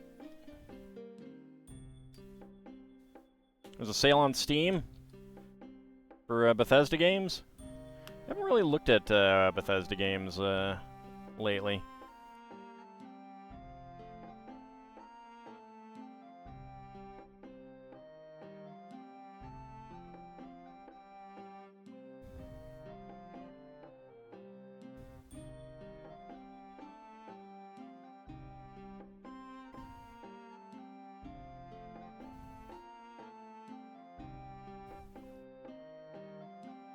Okay, and 2x4 there.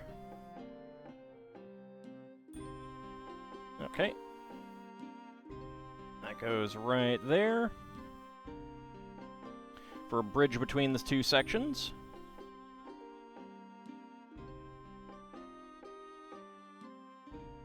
Dark red 1x2 round end plates. Yep, 4 of them.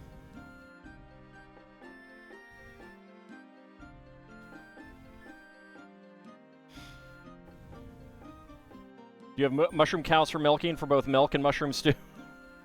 That is true. That is something you can only say in Minecraft. I mean, you could say it in real life too, but people are really going to question your sanity. Understandably so.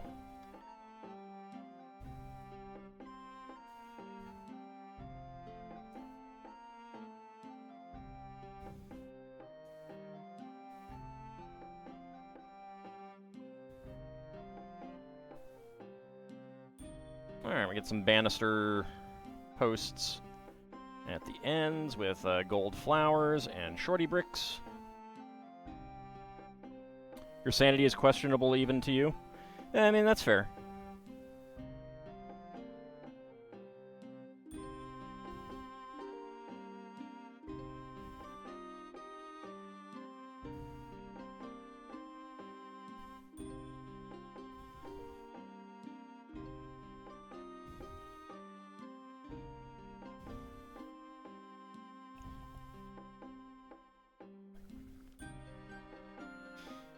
Alright, a yellow 2x6 and 1x12.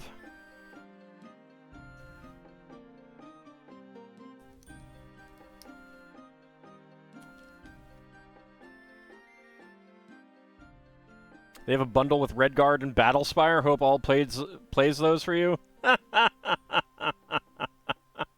Oh, you're so funny. Oh, good joke. Good joke.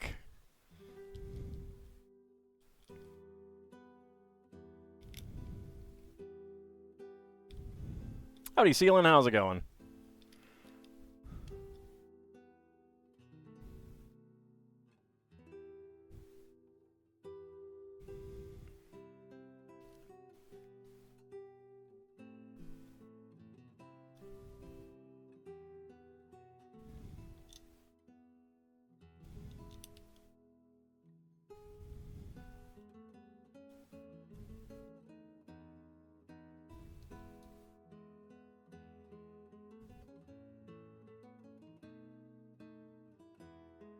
Alright.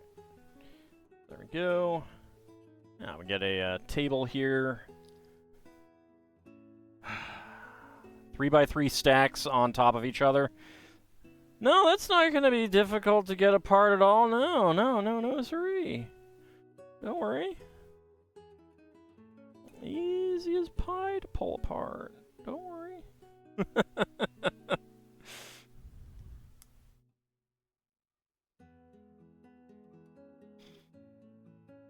Alright, a copper tea kettle again.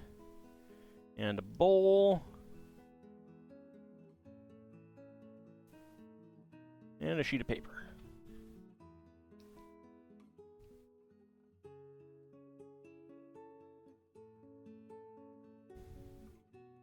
Druid changes forms and a snake streaks through the chat. Can a snake streak, though? Because they're already naked.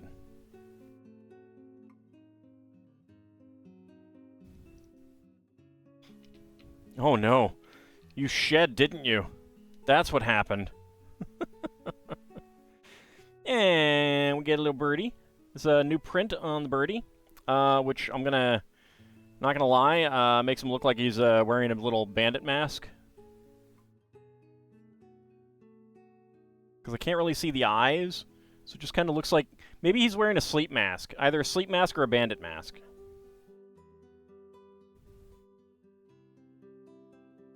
For $2.39 each, how bad could Redguard and Battlespire be? Probably not bad enough for you to want your money back, since you know going in that you're not paying much for them. So that gets on there. Some kind of tech visor like RoboCop.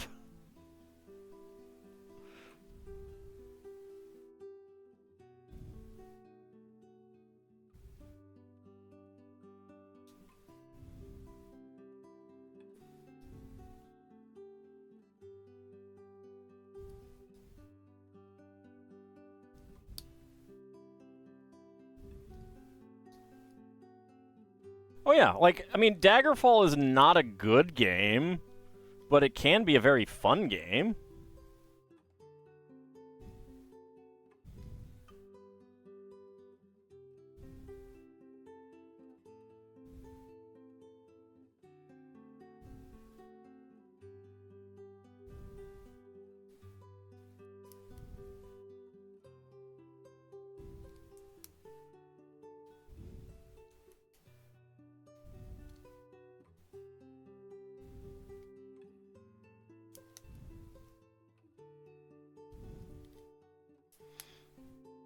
Okay, then we get a bit of roof right here.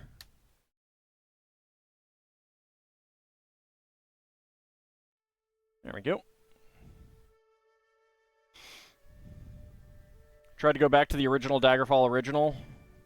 Really don't know how you were able to play for so long back then in the early 2000s. I mean, I think the original is still fun. I think it is better with Daggerfall Unity, but Daggerfall Unity also does do some things differently. Alright, so spare parts. Gold 1x1 plate flour and tan chopsticks.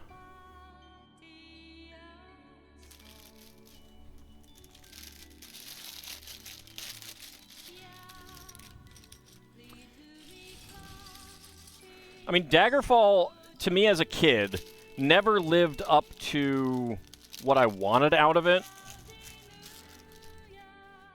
But once I let that go, not so much as, like, I don't want that anymore, but just so much as, obviously I know it can't be what I want, you know, that thing that I wanted back then. I find it fun and relaxing.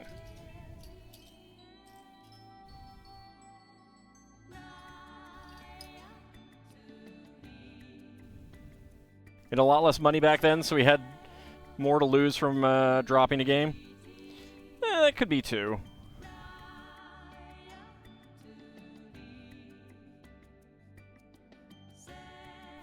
I don't know. I mean, again, bad games can be fun. There are bad games that are just programmed badly and are not fun to play, and then there are bad games that are still fun to play. They're just jank as all get out. But when you know about the jank, it's like, you know, King's Quest VII, I played that as a Patreon request, and since I knew what I was getting into, I knew I wouldn't like the game per se.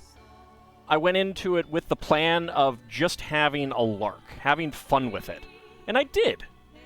It's not a good game, and I don't want to play it again. But making the LP was not a bad experience. Here we have an adorable kid. Fun outfit. She has a very happy face there. Cute hairstyle as well.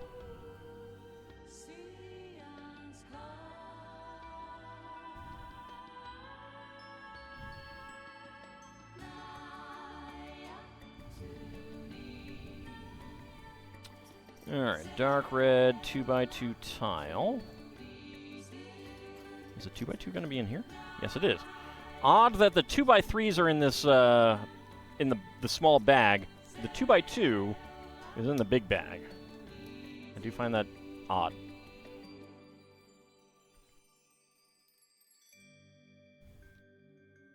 Okay, I believe this is a second floor. 1x1x2. 1x1x5, I'm sorry.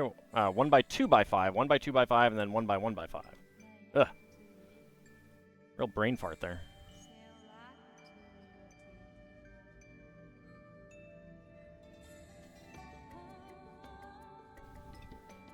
It's almost like it's getting late or something. I don't know. Weird.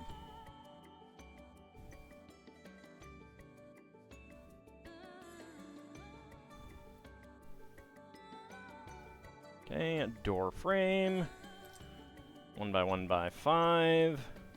1x1x3. So many poops on this wall. Pieces out of other pieces. Technically, you could say that every, like, a 1x4 is a piece out of other pieces. You know, 4 1x1s, but it doesn't quite work that way.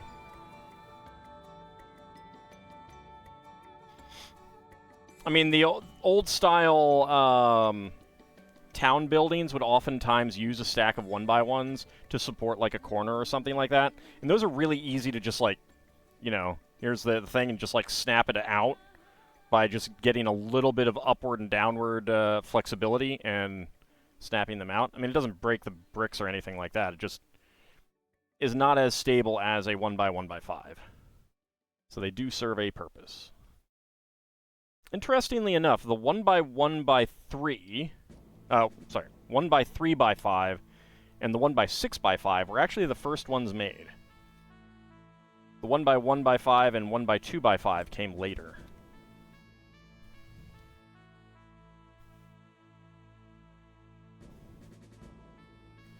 Because they use those 1x3x5 and 1x6x5s as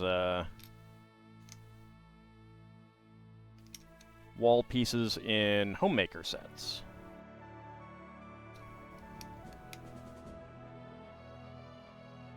Which was something that I never got, but always kind of wanted. Okay, stickers would go on, or a sticker would go on the door.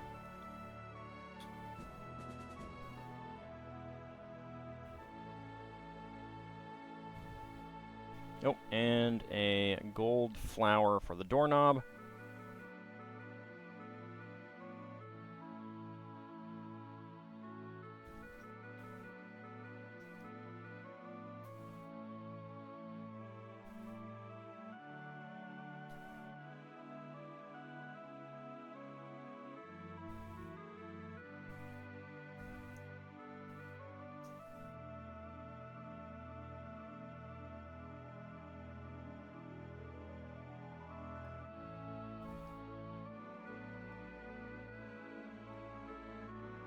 I'm actually thinking about going back and putting the stickers on, honestly. Also, I missed that.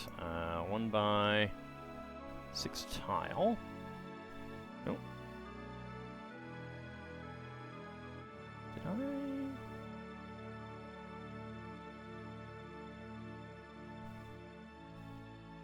Oh no, those are two 1x3 tiles. And a 1x2 plate. There we go.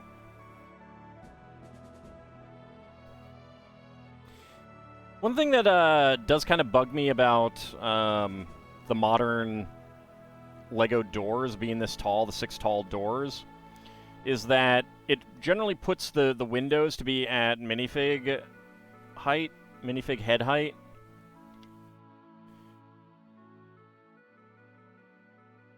It makes them lower than the top of the door. And that always feels wrong to me. I feel like the top of a window and the top of a door should be equal.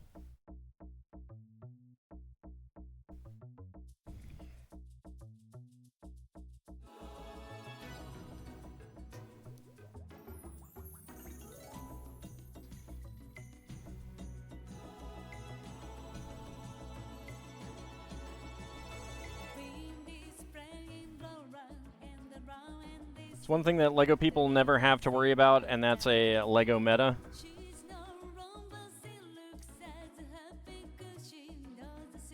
So I will say that generally you can't get the pieces cheaper off of Bricklink. The way... What Bricklink is cheap for is bulk of the same part, or getting just the parts you need and not other parts you don't need. That's where Bricklink is cheaper. But, like, if you wanted to make this set, I guarantee you that buying the parts off Bricklink, just these parts, would be more expensive. How long have I had this set? I actually got, it was gifted to me, like 3 weeks ago for my birthday, which has not happened yet, and I wanted to build it closer to my birthday. It hasn't been out very long.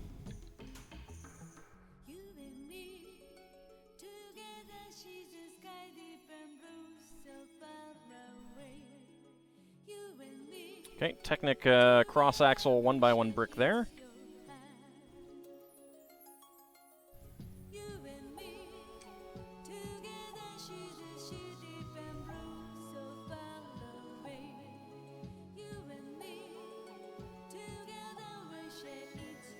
And the reason why it's not cheaper to buy this off of Bricklink or Pick-a-Brick is that there is, like, kind of a standard markup. Like, to get the pieces in this set would need a lot of other pieces, a lot of other, like, either you're buying this set and parting it out, which means then you need to get a profit.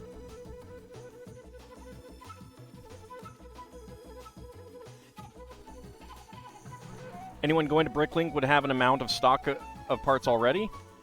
Not necessarily. I mean, so Bricklink is good for getting just what you need. So let's say you wanted this side stud piece, but you didn't just want one, you wanted 20. You have the choice of either buying enough sets that have this part in it to get 20, and then you get all these extra parts that you don't necessarily want,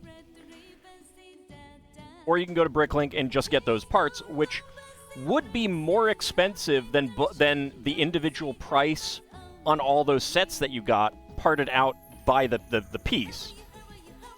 But you then don't have all those extra parts, so it's cheaper in that regard.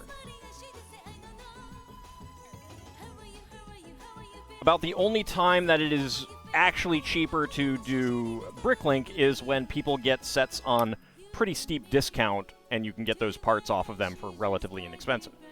The other thing that Bricklink is good for is old stuff. Because people will get, like, you know, Craigslist will have a, you know, someone will put up a childhood collection on Craigslist for $50 for the whole thing. So you go get it, and then you know, select the sets that you want, sell off the individual parts, you know, or Maybe the whole, you know, you don't have any intact sets, so you just clean up the parts and sell them as is, you know, that kind of thing.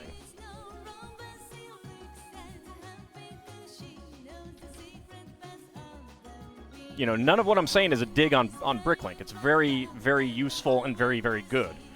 Same thing with Lego Pick-a-Brick.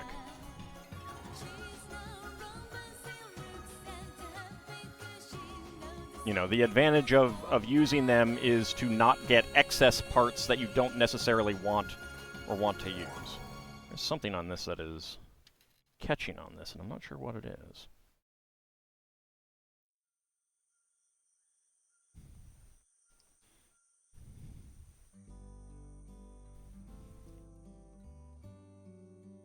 The old spaceship cockpit window, yeah. So parts that are not in production anymore, Bricklink is going to be good for that. Like, you know, again, you got one of those bulk things of someone's old collection, and there's a few pieces that are broken or missing.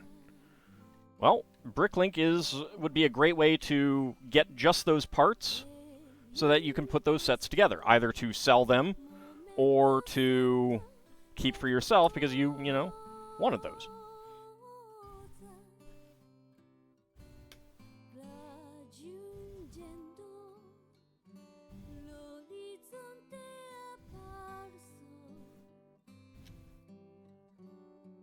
You know, all of those are good reasons to go to Bricklink.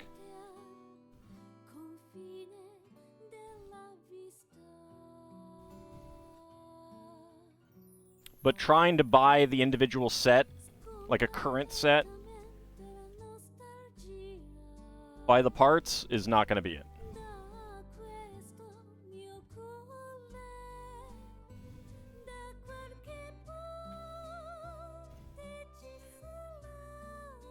Alright, spare parts. White 1x1 tile, brown 1x1 plate as our spare parts. It might be, like, there might be times when it's more reasonable to get the individual parts, when they don't necessarily have to be vintage. Like, if you wanted to recreate an old castle set, you can't get modern gray. So you have to get the old gray. But you can get current white for anything that's white in those, that is still in production, kind of thing. So you can do that just fine. And if you don't care about things like boxes or stickers,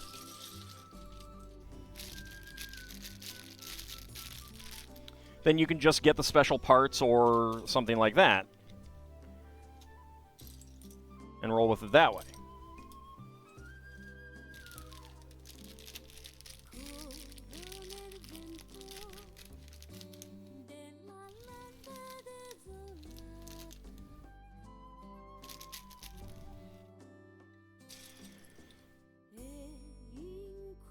Serious collectors will make replica stickers. Serious collectors will actually get the sticker sheets, the old sticker sheets. Because there are old sticker sheets that are sold.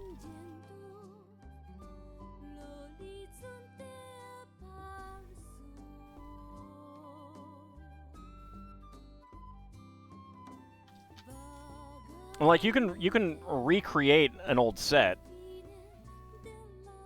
entirely from Bricklink. It's just not going to be cheap.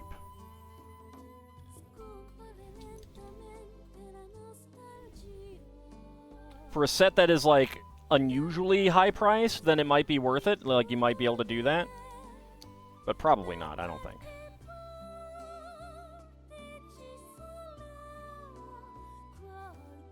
Selling the stickers he never uses. I mean, that is on the future agenda.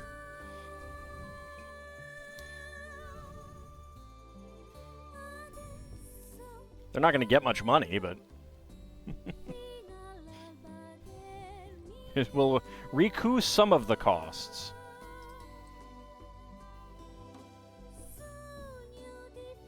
Just not much. But I also have sticker sheets from 20 years ago that are still in good shape.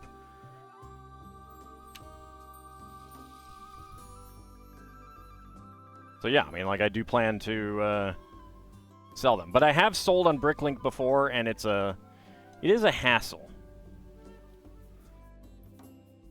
It's weird. People actually expect their stuff on, you know, to be shipped out promptly and stuff. So weird.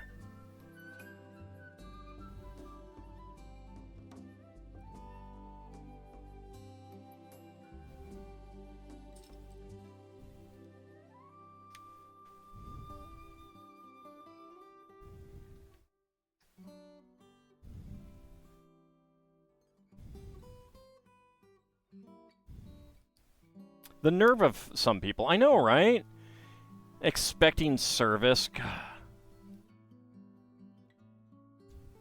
I will send things out when I'm good and ready.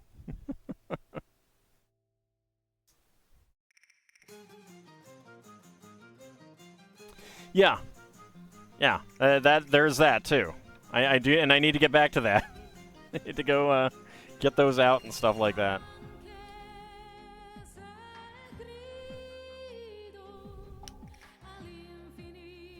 I'm waiting till it's cooler so that I don't have to get those things out when the sun is still up at 9, 8 or 9 p.m. and it's blazing hot. It's gross out.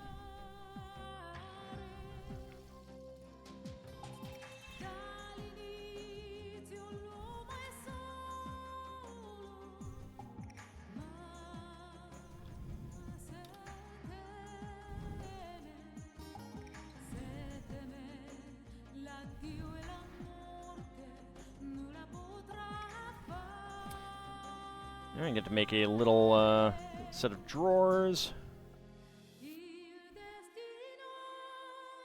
This room had no drawers. This room is going to have drawers. This is a fancy room.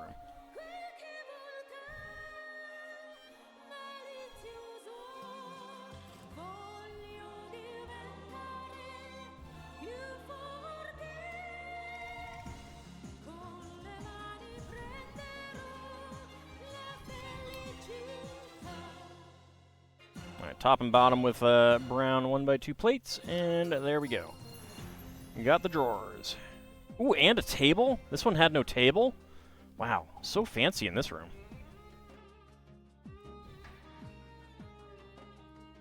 Oh, I suppose this one has a balcony. So I guess that's how that one gets fancy. I don't know which one is more fancy now.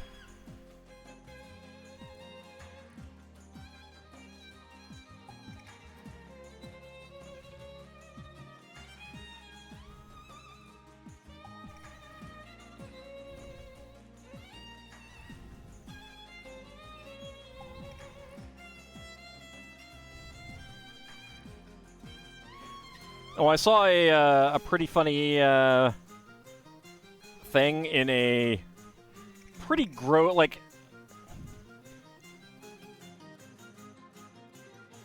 but not in a like a gory, bloody kind of gross way.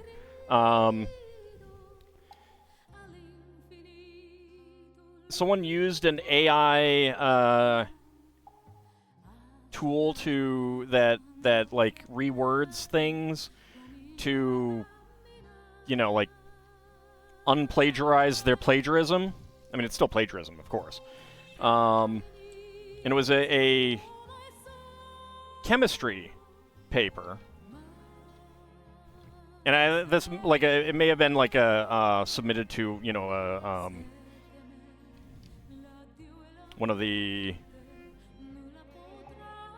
publications or something like that. I don't know that. I don't think it's like a school thing. I think this is like submitted for peer review. So they used one of these AI reworders to, try to hide their plagiarism, and it turned the term "final solution" into genocide of an ethnic minority in a chemistry paper. Kinda gave it away.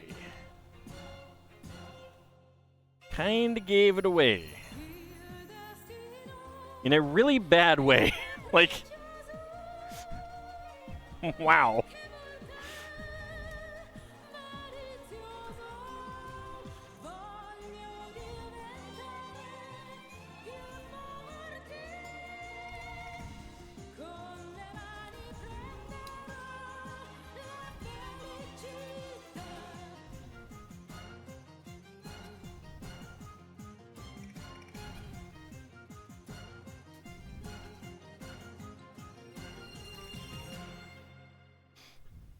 Alright, there we go, and that goes there.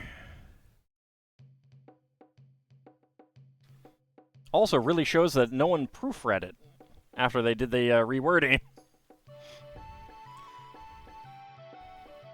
I'm sure the AI did its job properly, said every stupid person ever.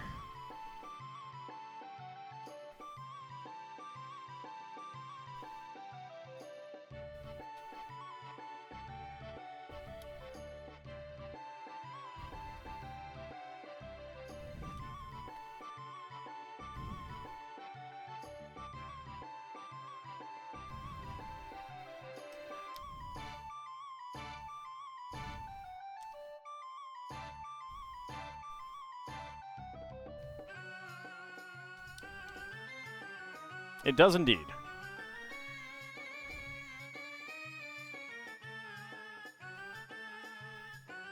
I mean, that may not have actually been an AI one. I don't know, because you could probably do that with without actual large language models. You know, I'm sure there's been things like that that would try to swap out words for synonyms for a long time. But it is pretty noticeable. It's pretty noticeable.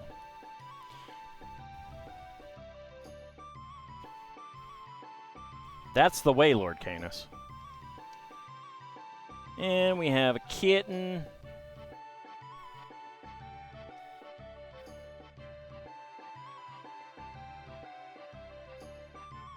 With his food and water.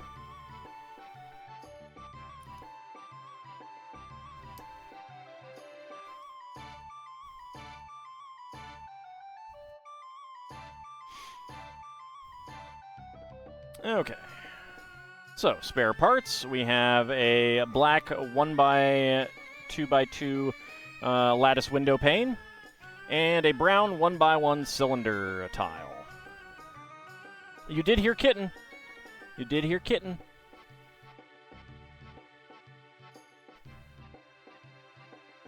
Okay, I need to zoom out a little bit so that it's focused. There we go. Kitten with his food and water and a little kitty bed.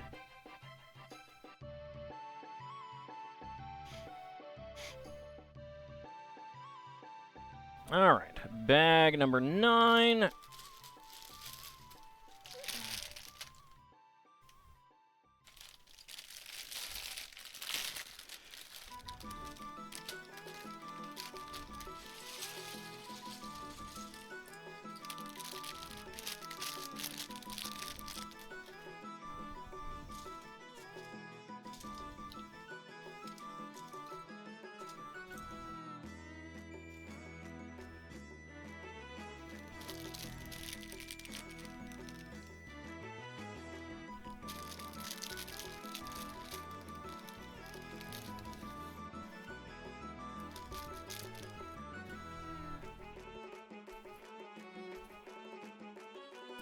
All right, let's see.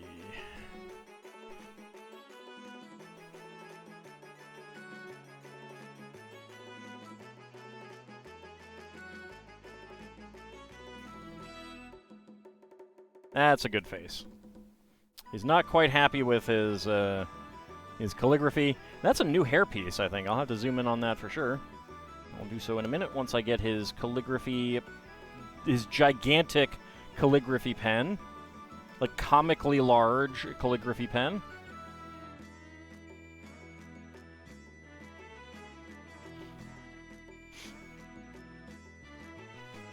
There we go. A little bag. Ooh, actually kind of iridescent blue printing. I like that. It's a great outfit. And a great hairpiece. Top knot. So he's got two faces. Just a standard smile. And then a great, did I do this right? It's great. I love that face.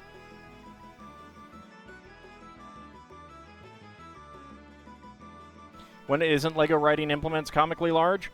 I mean, the individual pen piece isn't, I wouldn't say comically large.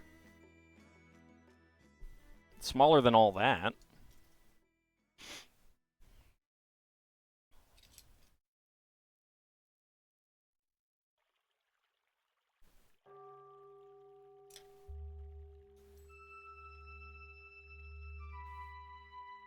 So we've got dark brown windows and black lattice panes.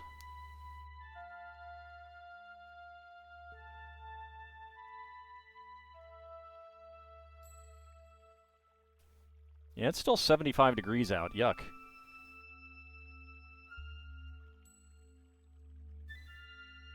Ready to do a calligraphy graffiti.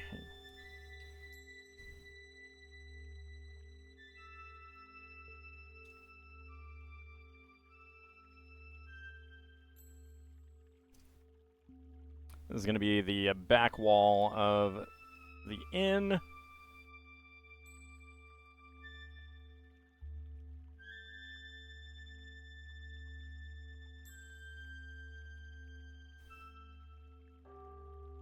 You were feeling cold today and you actually turned off your fan? Ew. Disgusting.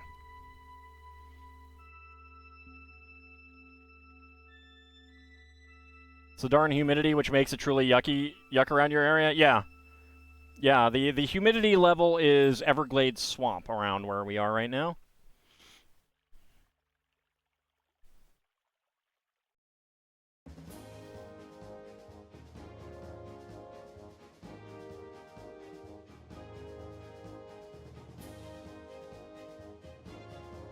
Yeah, I think that just means that more rain is probably coming.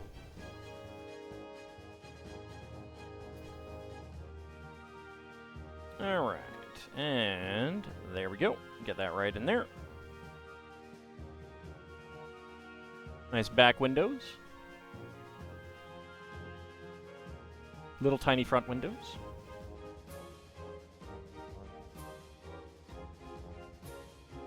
Do we have tropical rainforests in the U.S.? Florida might soon get to that, but not right now. We have temperate rainforests in the Pacific Northwest. But otherwise, no. Well, I don't know. Puerto Rico and Hawaii might. I'm not sure about those states. But the continental U.S. does not. You want to see the real-world random encounter list? Careful, that's how you get an accident.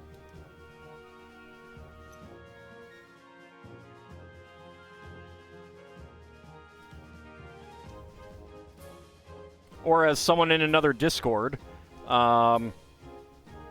they were gonna fly out today. Their plane was canceled, so they scrambled to look for another flight.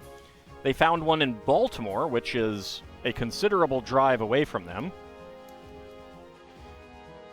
So they got into the car, started driving down, and that one was canceled.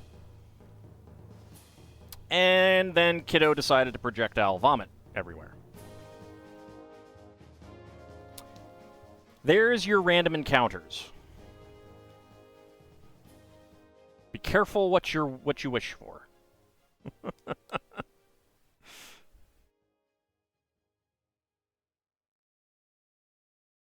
Oh, hush you. Hawaii does have rainforests. All right, so continental U.S. does not, but the U.S. proper, and also actually like some of the like Guam might, kind of thing. I don't know.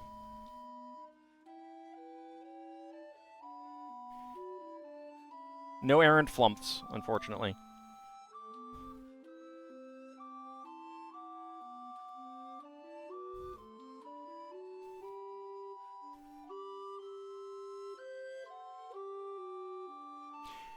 They were saying that after they got the kiddo cleaned up, then he was like, "I'm hungry," and they're like, "No, nope."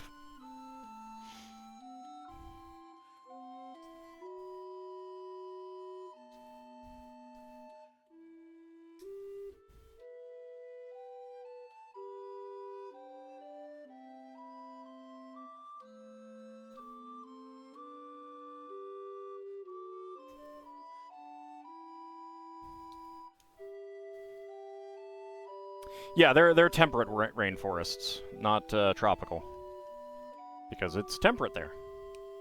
But they are rainforests.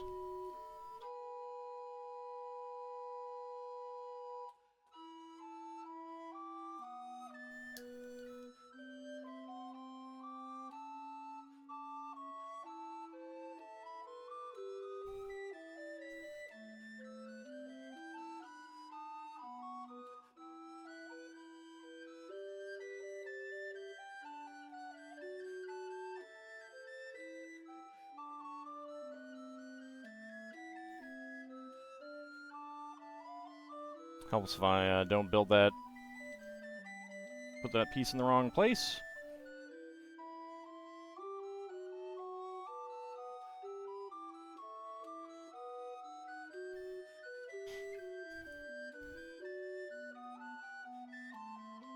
It was funny when I was a kid and learned about temperate rainforests in the Pacific Northwest and just kind of being blown away, having always had this, like, preconceived notion of what a rainforest was.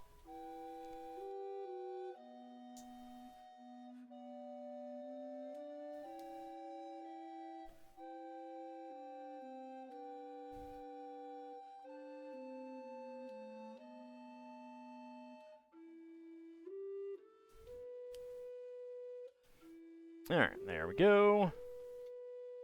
Get that there, and that there. 2 1x6 arches.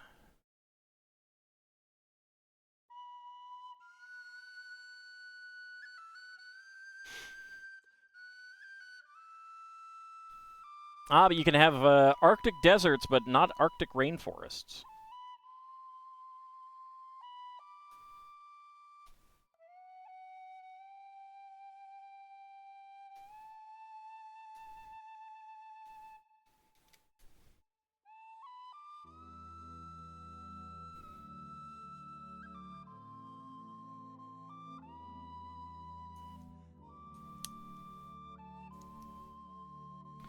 Alright, lots of black jumper plates on the top.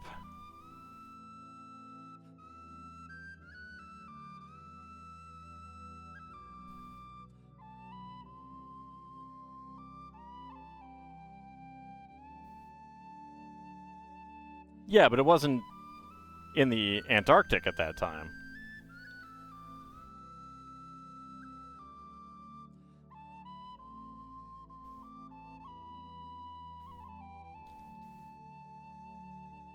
Kind of a crucial point.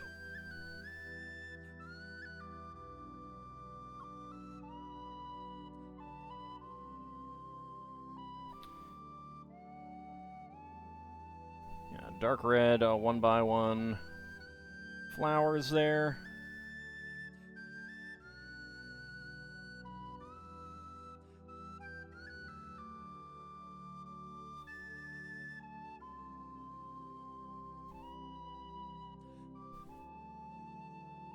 Inverted arches, half arches, and then just a 1x8. There we go. 1x8 tile.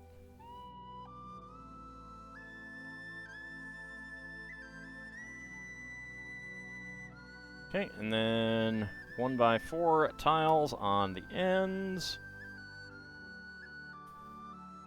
And we top the roof with golden frogs. As you do.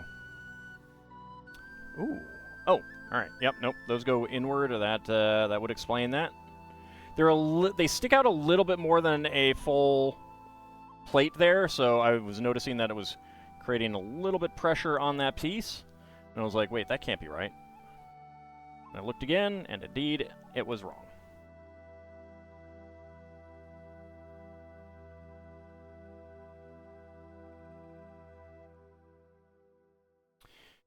Alright, spare pieces.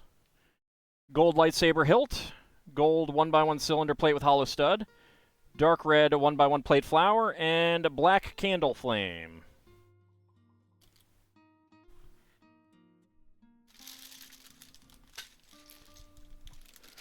Bag number 10. out of 11.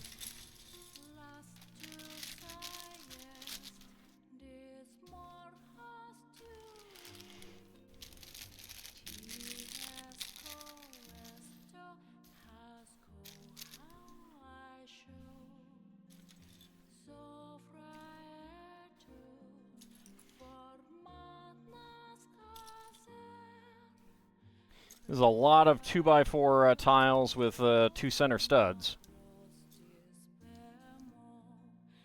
Like a whole lot.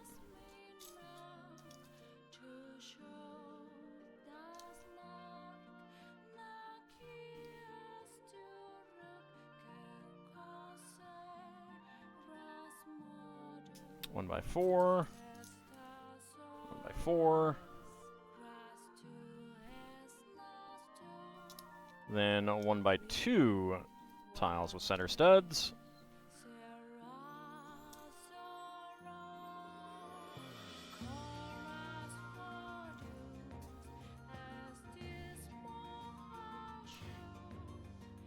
Then a 2x2. Really? I wonder why they didn't just do more 2x4s. So 2x2s with center studs.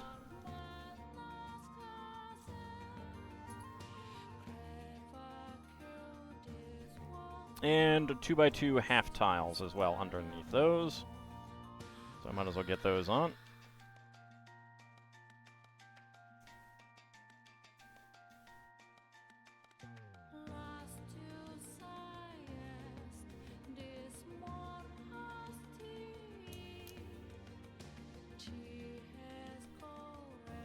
There we go.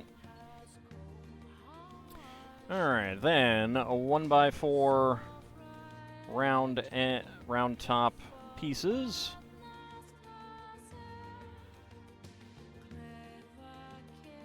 AKA the bread loaves, as some people call them.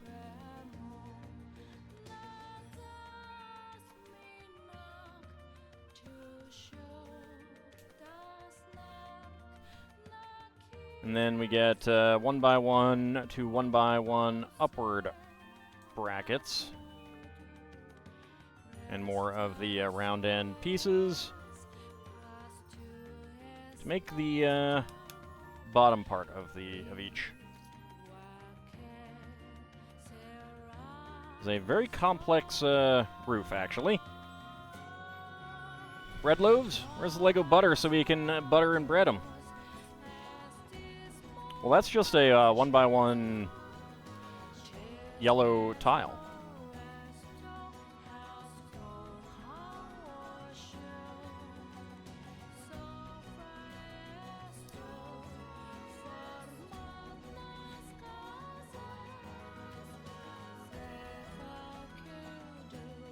Oh god, I have to build 2 of these. Alrighty.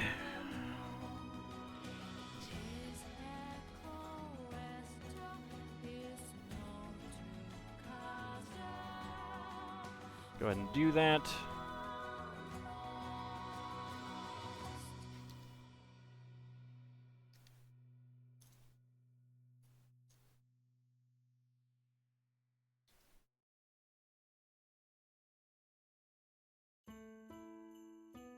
And 1x4.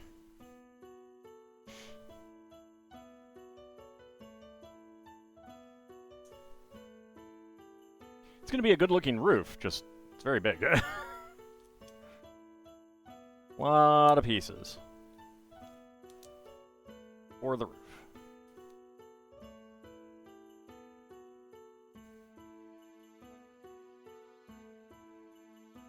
Bread and butter are a pair of things that go amazingly well together. It is true.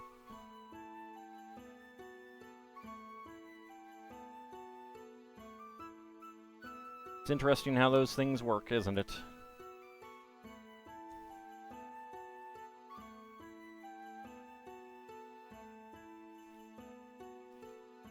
Okay, so there we go. Now, get our 1x4 round tops.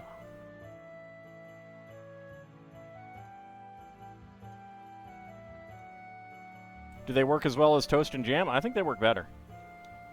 Not a huge fan of toast. It's okay.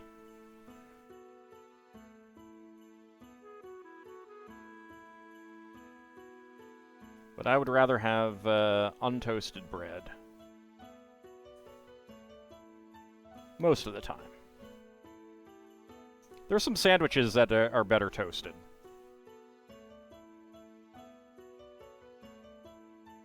Gasps in French Draconic. Le gasp.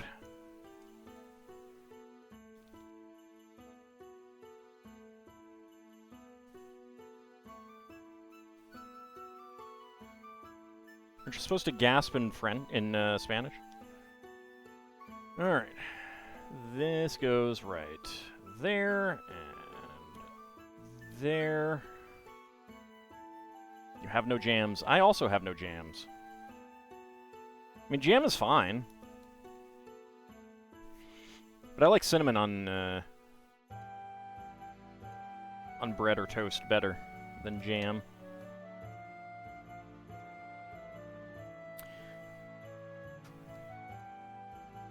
I stick to jamming spells.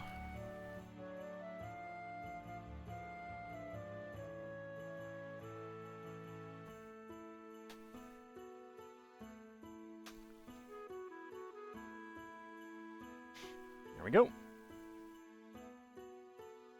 Alright, now 4 of these.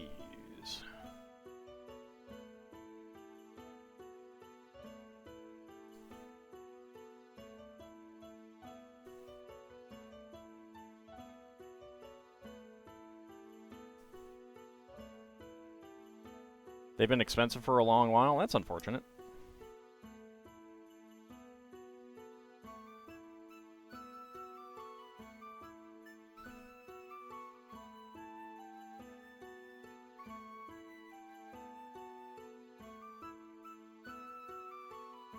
Recently bought a few jars of jam. What kind of jam? Was it spell jam? Oops.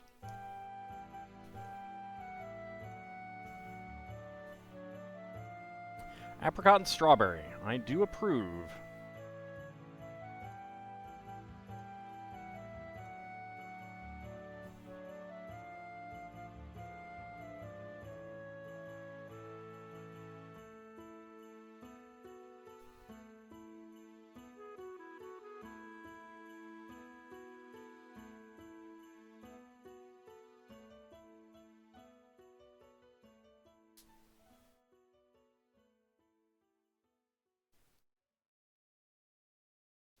Strawberry is definitely my favorite.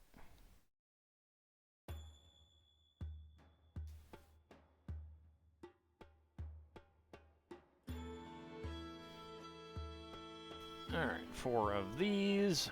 1x1 tile slopes and 1x1 gold plate flowers, of which we will have an extra one of each. So, brown 1x1 tile soap, 1x1 gold plate flower, spare parts. Move those out of the way as we finish this part here.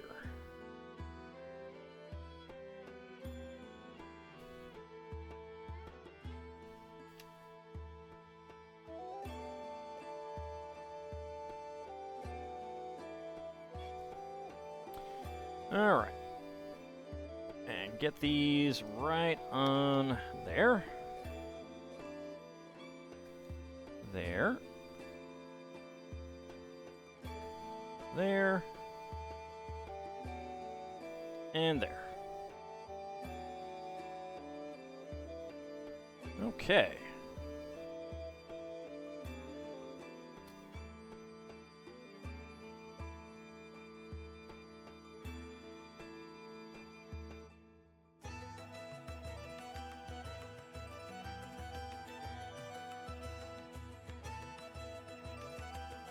There we go. That's pretty nice. Now we have just this part to do. And that is going to be bag number 11.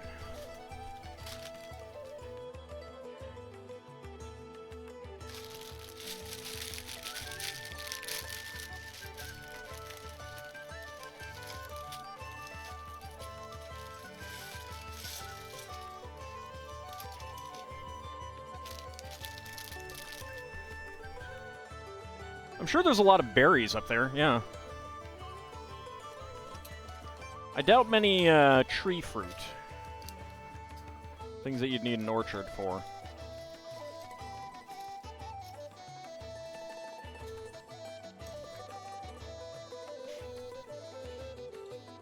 Still need to try some salmon berries one time. So long as they don't taste like salmon.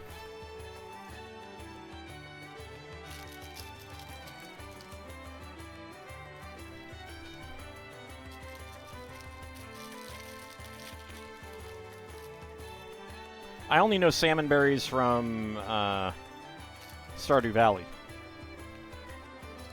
I actually thought they were made up for that.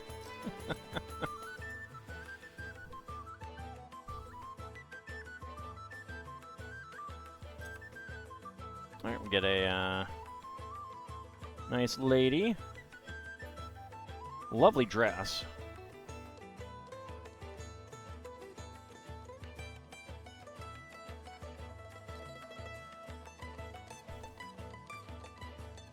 Lovely outfit on her.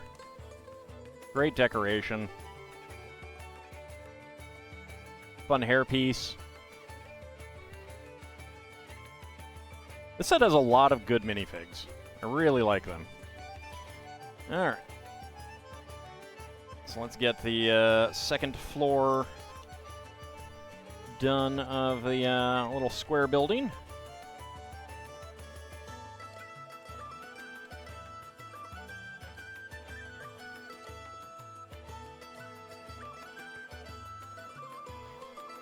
Cheese on jam, get him! I mean, just kidding. Thimbleberries are really good, but extremely hard to find. I have never even heard of those.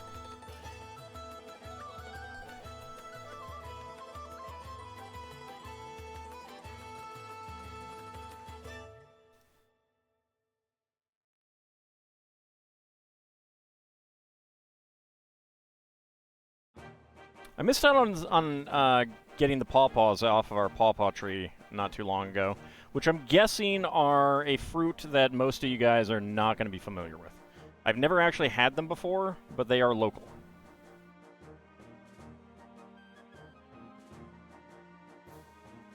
They supposedly have a similar consistency and flavor to bananas.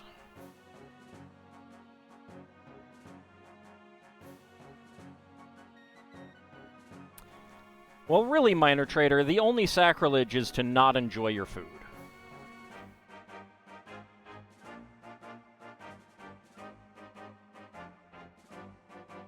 I should actually check our pawpaw tree. I haven't actually looked at it this year. See if it has any fruit on it. Part of the problem is I don't know when it is ripe, since I've never had them before. They're not exactly sold in local stores, as much as they are a local fruit.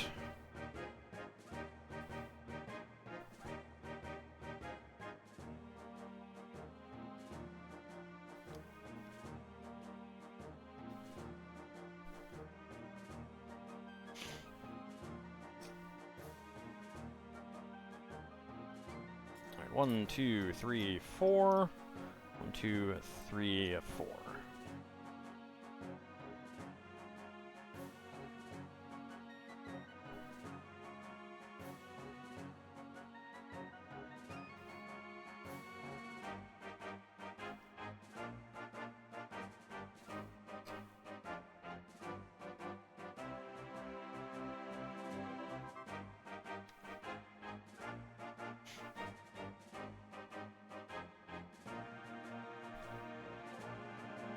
Alright, 4 stacks of dark brown 1x1 cones.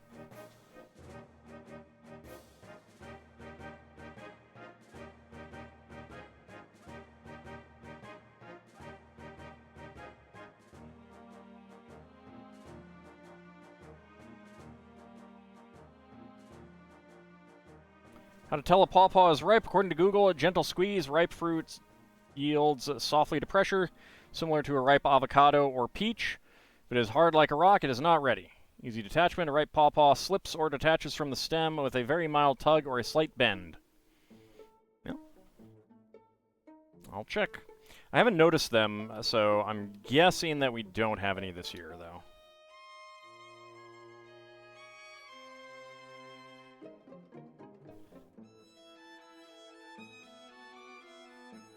One by 2 plate, 1x4 tile.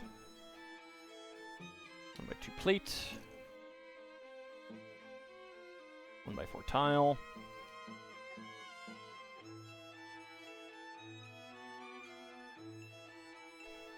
And we get a little flower. So a green, bright green 3-stem piece. The rose blossom with the in dark pink, and the new pink right there.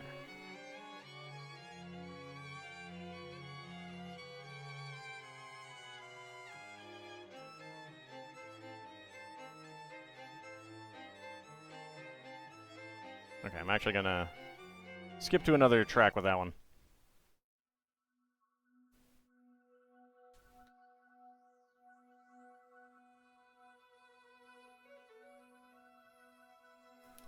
Nope. Nope. Good. Didn't go off the table.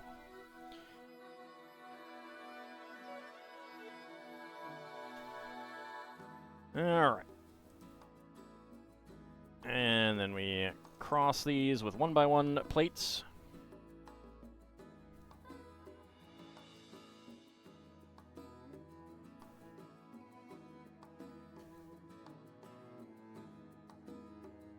I think part of the problem is, like, I'm not sure that there's a whole lot of, like, other pawpaw trees around, so I think they have to be manually pollinated.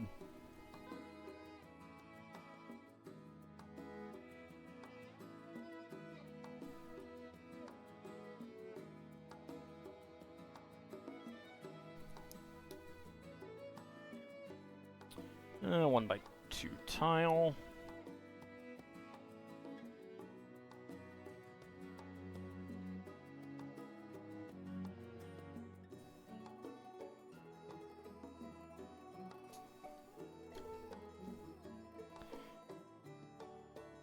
And it's not so much the bees as there just aren't that many around close enough to be pollinated by the bees.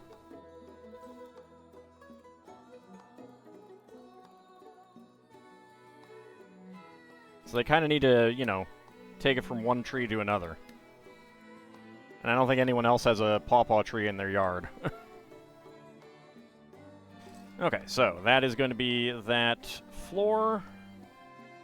Put that to the side so that I have space to work.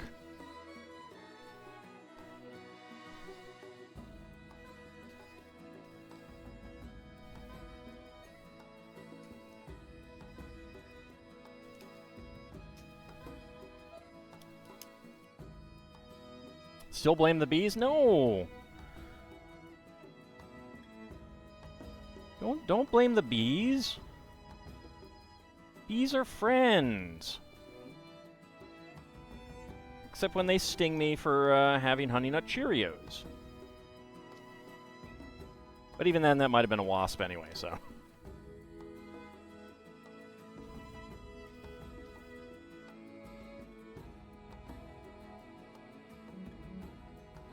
Africanized bees are not friends? Well, there aren't any around here, so. I was looking at, like, a bunch... I watched a really bad one. I don't remember... It was 2, actually. Killer bee movies from, like, the late 70s. And I was looking them up online, and it was like... This was one of a whole host of movies. Oh man, I can't remember what the name of one of them was. I need to look that up. Probably post it on the Discord or something. It was very much one of these cases of one of these movies is not like the others.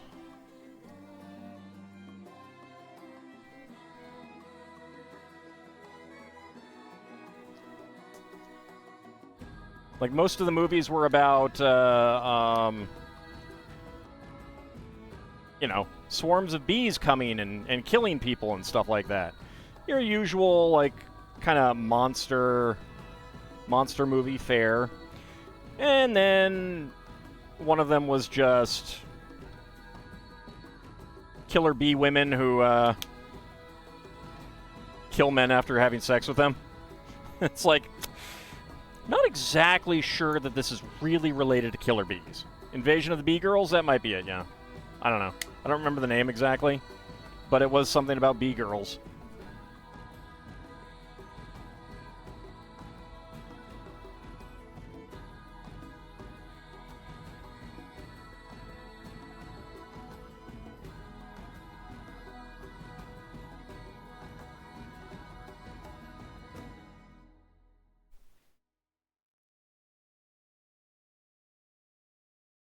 It was very much one of those, this sounds absolutely horrible, and I kind of want to watch it.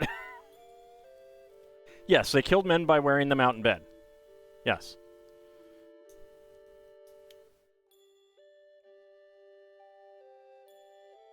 Which is exactly what bees do, right?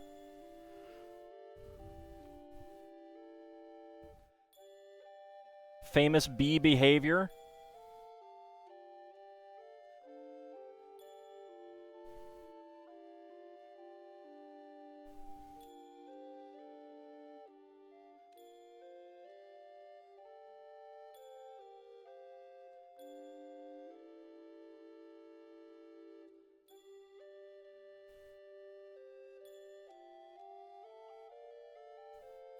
See, I watched 2 of them. I don't remember exactly what the names were.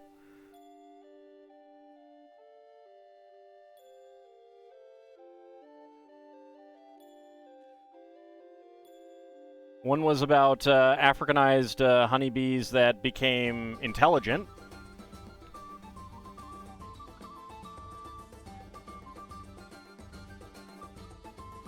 And the other one was about them basically attacking during Mardi Gras or something like that. Nah, don't know if it was Mardi Gras. Something like that. They were both bad.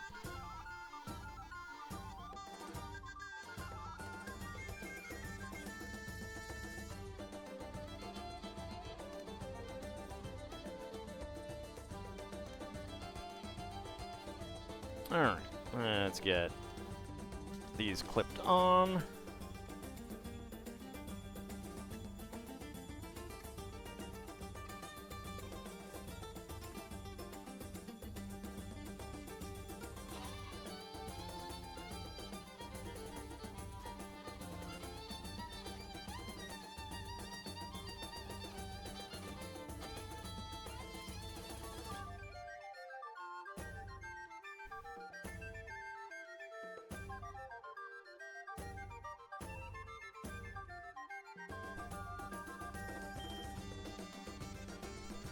Alright, 4 dark brown candlesticks. There we go. And I'll let vegans decide what is vegan and what's not, and also, there's nothing wrong with someone who's vegan but also eats honey or something like that, you know?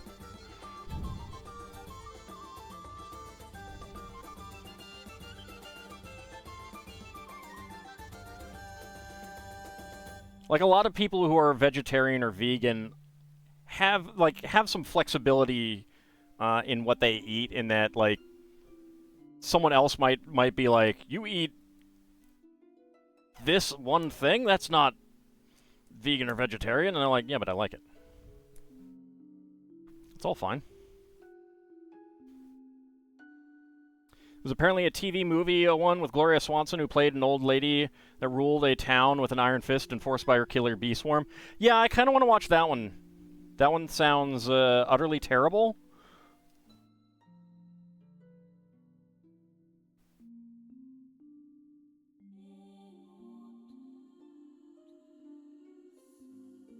And I want to see it.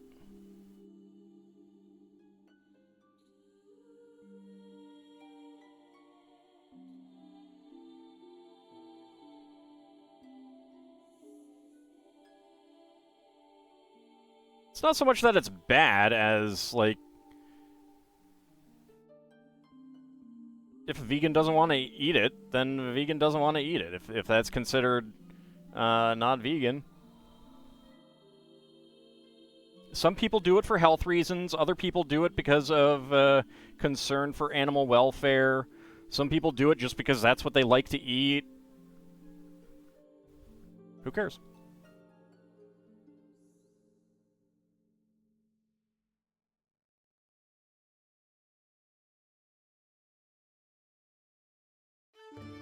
It's all good.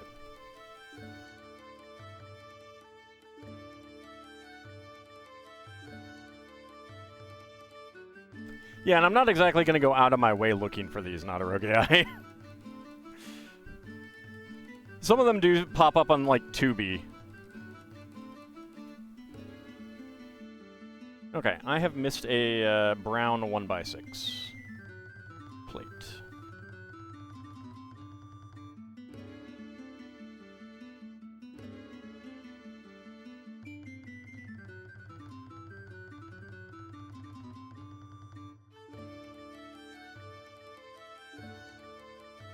Oh, yeah, alright. Goes under here to make it a full brick height. That matches all the others. There we go.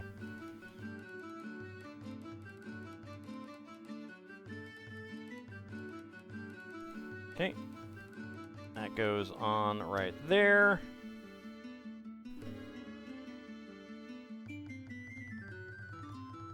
That goes on up there.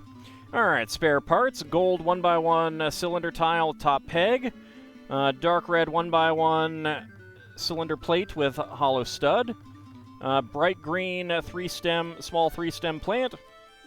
And sand green 1x1 quarter cylinder tile. Howdy, Tyrol Mox. How's it going? Hope Austria is lovely this time of year. Let's go ahead and get some of these minifigs placed around.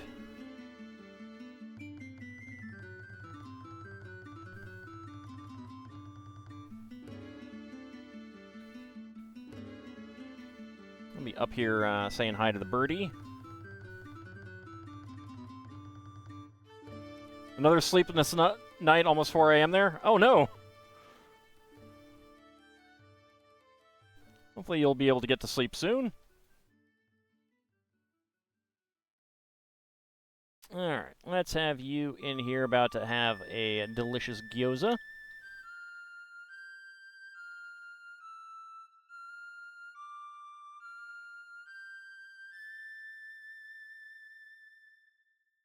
He can be sitting here.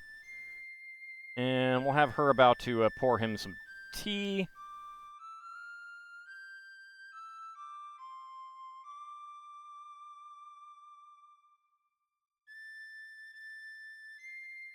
She can be in the kitchen.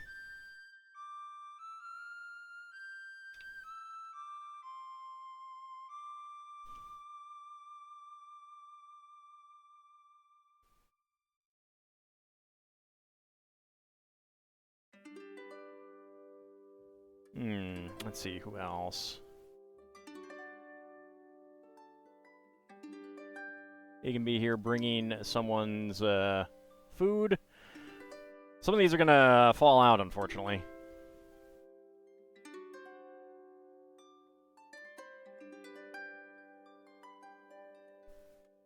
Alright. She's got chopsticks, so I don't know how well she'll sit on that. Not that well that way. Not that well that way. Alright. Maybe we'll have her, like, just about to get on here.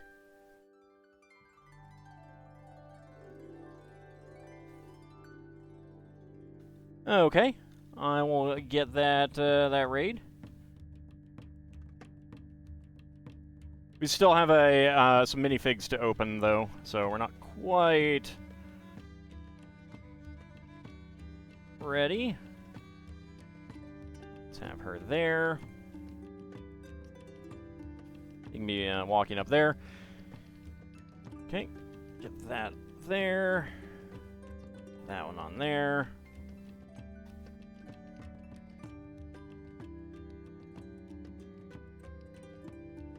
Okay, so this can come apart here, and you can have one there, and the other one... Actually, no.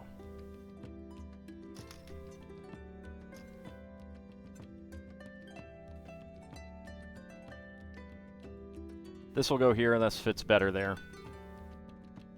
And this will go here.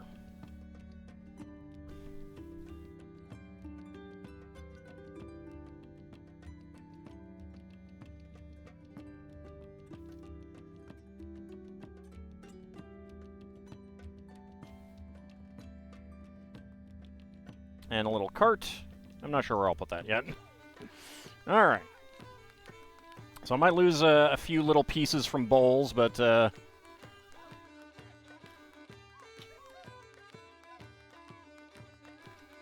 put that back on later. All right, so here is our Moon Gazing Inn, which is a very, very nice set. Highly, highly recommend this one. Lots of good parts. Lots of stuff going on. Beautiful designs. Generally fun architecture. I like the restaurant lower floor. It's very, very nice. Very open. A lot of stuff going on there, too. How many pieces? 1530, I think. Yeah, and it's $129 US.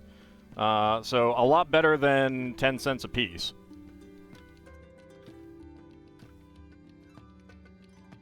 And I lost that one. There we go. All right.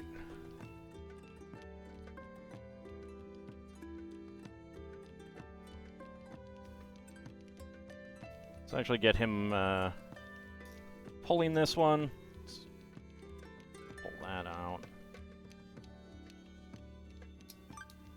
There we go. Have him pull the cart. Get our radishes back in. You can be bringing some radishes there to the inn. Should probably not hold it there. There we go. How does this horse compare with Old Horse? Much more detailed.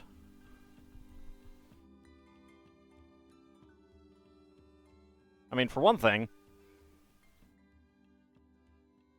a little bit more movement apparent, but they're basically the same shape, although I don't think that they... is a longer tail, too. I don't know that the barding for these guys will fit on these guys. Thinner head here. It's a thinner head, thicker head. More sculpted, more angles, more detail on the printing. But of course, horse is best. Because he will stare into your soul. He will just stare right into your soul. He knows what you're thinking. He knows what you're doing. He's always watching.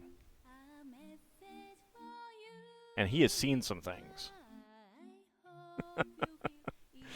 Alright. Let's put horse back up there.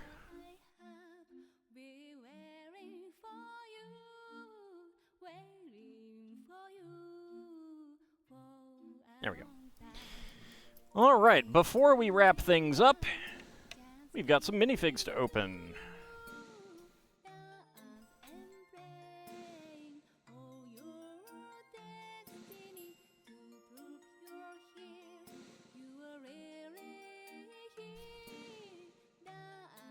Now, I will note that there's this, you know, pony, young horse shape.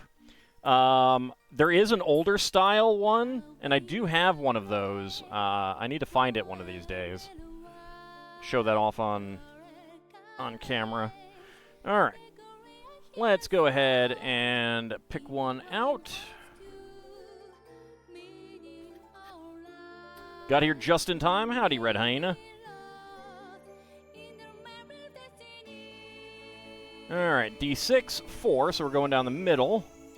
Let's roll a D12, because I don't think there's a close to a 20. 11. 1, 2, 3, 4, 5, 6, 7, 8, 9, 10, 11. Alright, just 11. Good call on my part. It's a nice box. Just got them in recently. Yeah, Series 7. Very old one. Let's go ahead and put that over there. All right. Let's go ahead and start a prediction. Can all guess what is inside the minifig pack? Get your predictions in.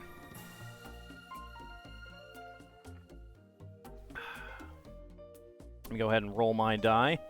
See what that predicts. 1. All right, so we got the Olympic gold medalist swimmer. So get your predictions in.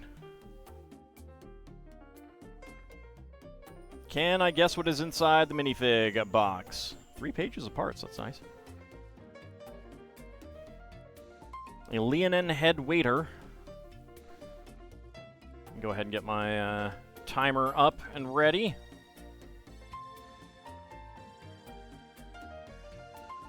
There we go. And let's see what people guessed. All right, 13 for Bahamut. That would be one that we haven't gotten yet. That would be the Viking lady. Which ones haven't we gotten besides that?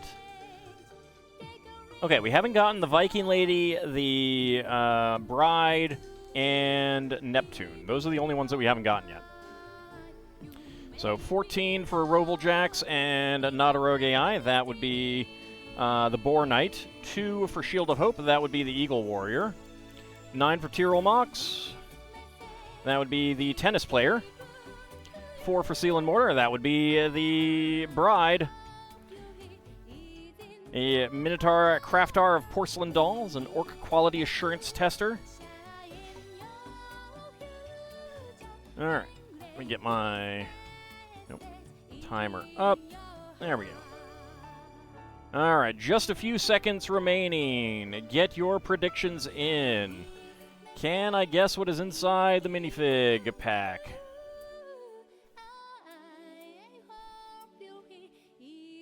And predictions are closed. Alright. And go. Alright, let's see what we got. What do we got?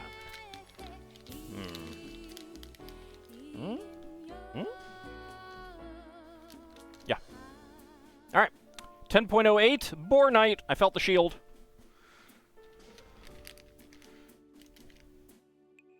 And that was a pretty easy one there.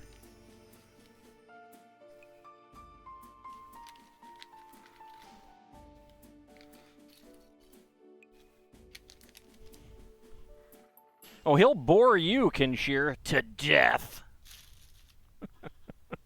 All right, that is indeed the case. So that was 10.08. Let's choose an outcome. Within 20 seconds, complete that prediction.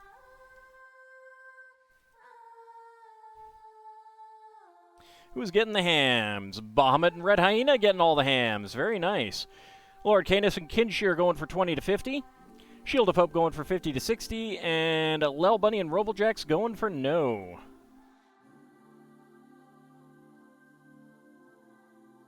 So, plain black torso, unfortunately. They were still not detailing the torsos. At this rate, LEGO should tune into your streams and start collecting minifig ideas.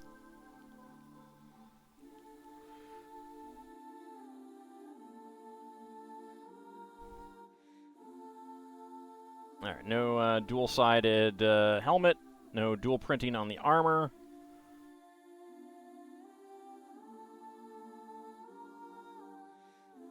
You were on the money for what minifig I got. That is true.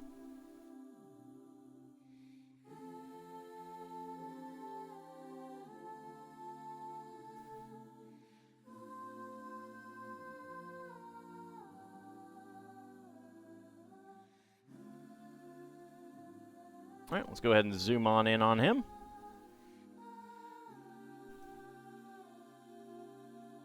So, even though the torso isn't printed, still got some nice printing on the armor and the legs. And the shield is pretty nice. It's a shame that we never got, like, more of these guys for anything else, though.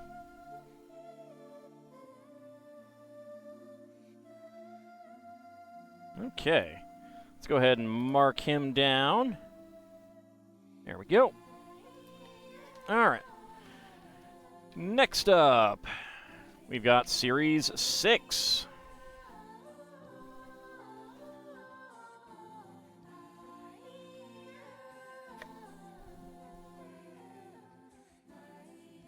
Okay, D6.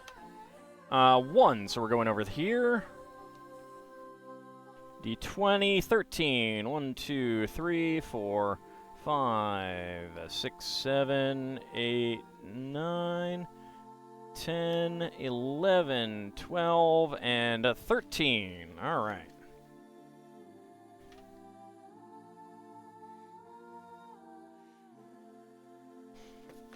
So let's go ahead and start that prediction. Can all guess what is inside the minifig pack?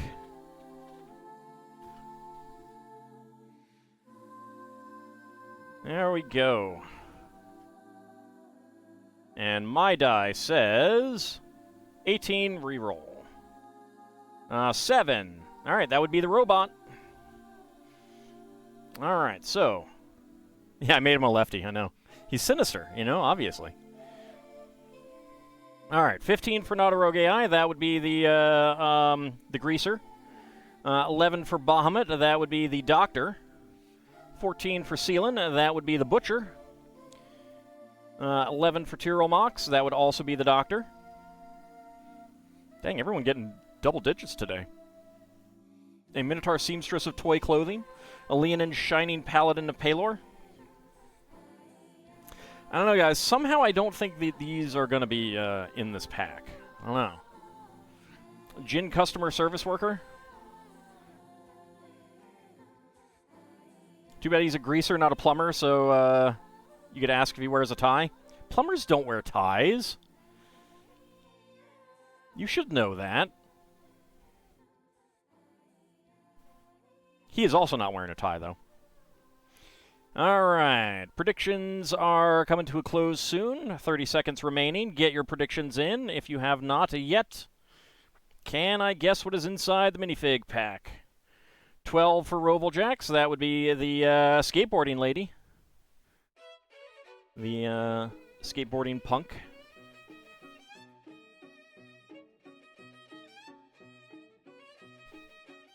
Alright, predictions are just about closed. Yeah, everyone except me rolled over 10. There we go, 9, Shield of Hope. That would be the Leprechaun. All right. And go. There's something big in here.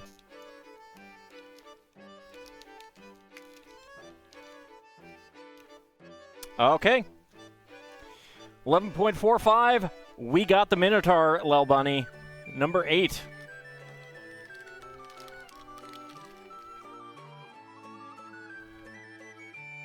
I don't know what Lel Bunny will do now.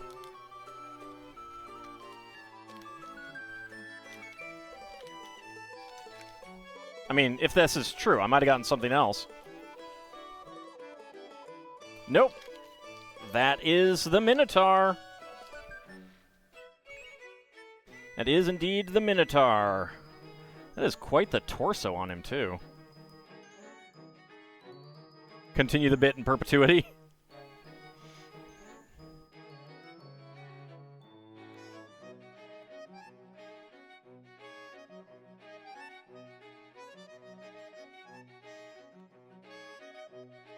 Those are off-white, though, the horns. Interesting.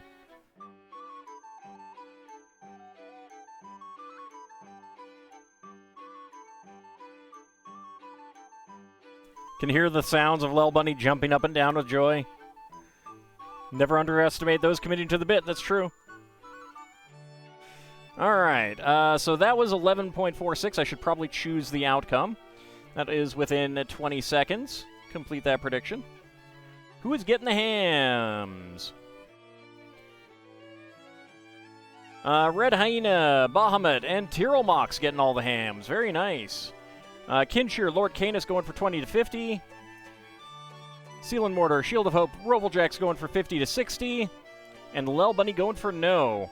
See, Lel Bunny didn't even get to cash in on her success.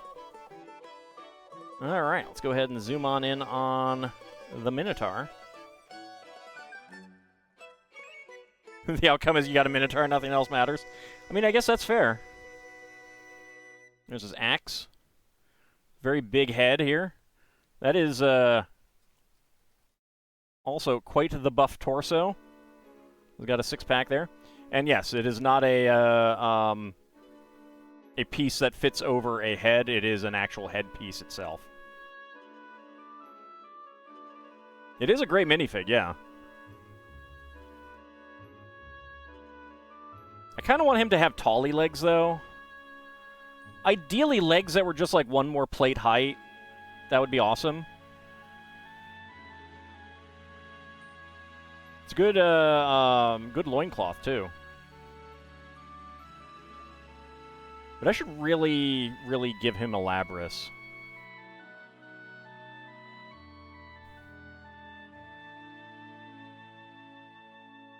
Man, too bad I don't have any of the Lego cows nearby to compare the heads to them. It's ready to eat, you guys. He's adorable. I mean, I guess that's one way to say it. Missed opportunity to give the Minotaur a 1x1 plate feedies. I mean, I could do that, but also it would be kind of hard for them to move him around then. All right, so let's go ahead and mark off the Minotaur.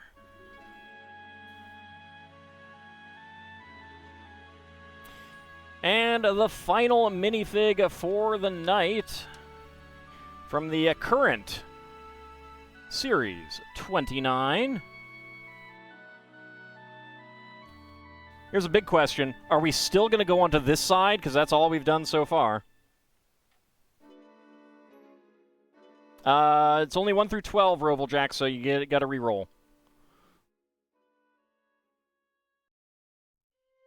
Oh, 12, okay. All right, 3. Yep, still on that side. All right. 1, 2, 3. It's going to be kind of hard to get the 6 off the top if we continue to do that. All right, so this time, do I get it with the guess? By shaking it. Do I get it with a die roll, D12? Do I get it with the weight, or will none of those be correct? Go ahead and start the prediction. And I'll go ahead and get my scanner app open.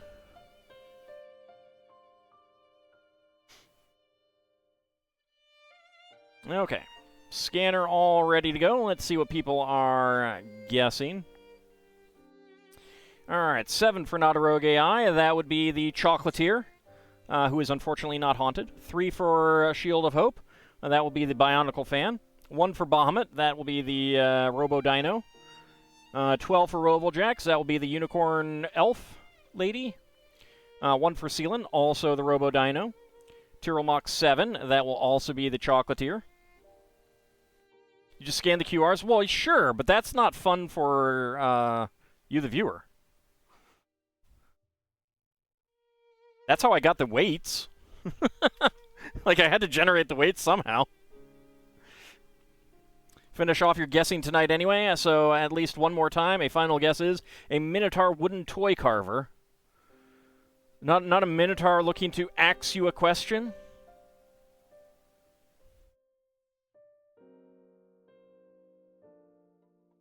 It's a shame getting it so close to the camera doesn't focus.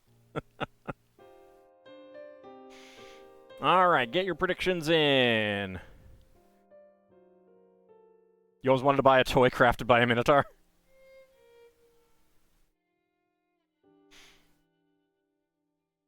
I hear they make really wonderful wooden ducks. You want to avoid duplicates if you want to get a whole series.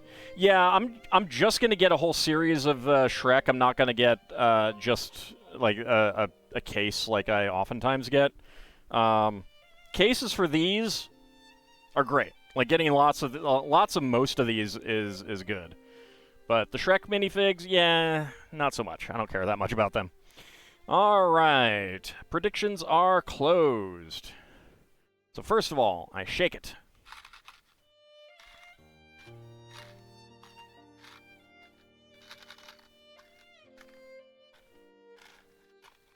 All right, I'm hearing a lot of pieces. I think I'm hearing a box, so I'm going to go with the Monster Hunter again. That's going to be my guess. The die says 3. That's the Bionicle fan, which does have a lot of pieces, so it could definitely be that. The weight says 19.32. That's pretty close to being the Monster Hunter. But I should probably choose something else for the weight, just in case. Pardon me. So I'm going to say the witch. I'm going to say the cute witch is this weight, because it's kind of right in between the two of them. So it could go either way. All right, so I'm guessing the Monster Hunter. Die says Bionicle fan. Weight, I'm saying, says the witch. So let's scan it. Let's see. Oh my lord, that is the cute witch. All right. Probably the best minifig in this set, in my opinion. It was slightly closer to that, actually. So, yeah. All right. That is going to be yes with weight.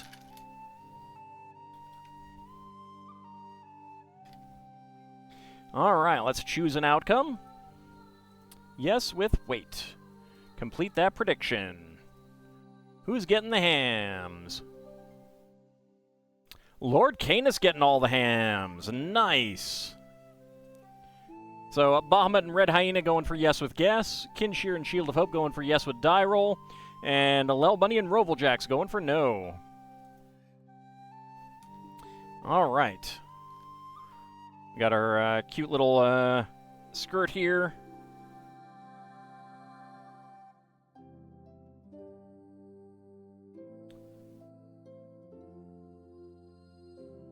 Make her wink. Get her hat and hair. And her wand. And importantly, her familiar kitty. I think Lel Bunny might get a kick out of this minifig. Here we go. Very adorable. Sparkles on the skirt. But also, look at the kitty socks she's wearing.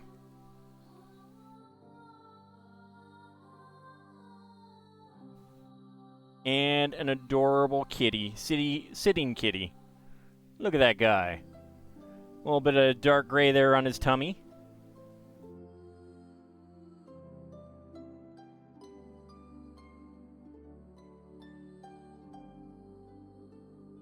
But yeah, this one I think is definitely the cutest in the set. And getting a lot of the cats. Big fan of. The legs, like, they work with this fig, but they're also, like, you know, you can just put these on any kind of cute minifig that you want, and that works. Yeah, this isn't really this is an adult cat. That's an adult cat, so it's not a kitten.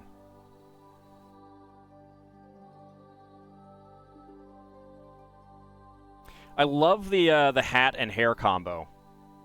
Like, that especially is just really cute, I think. And we got a spare trans pink wand.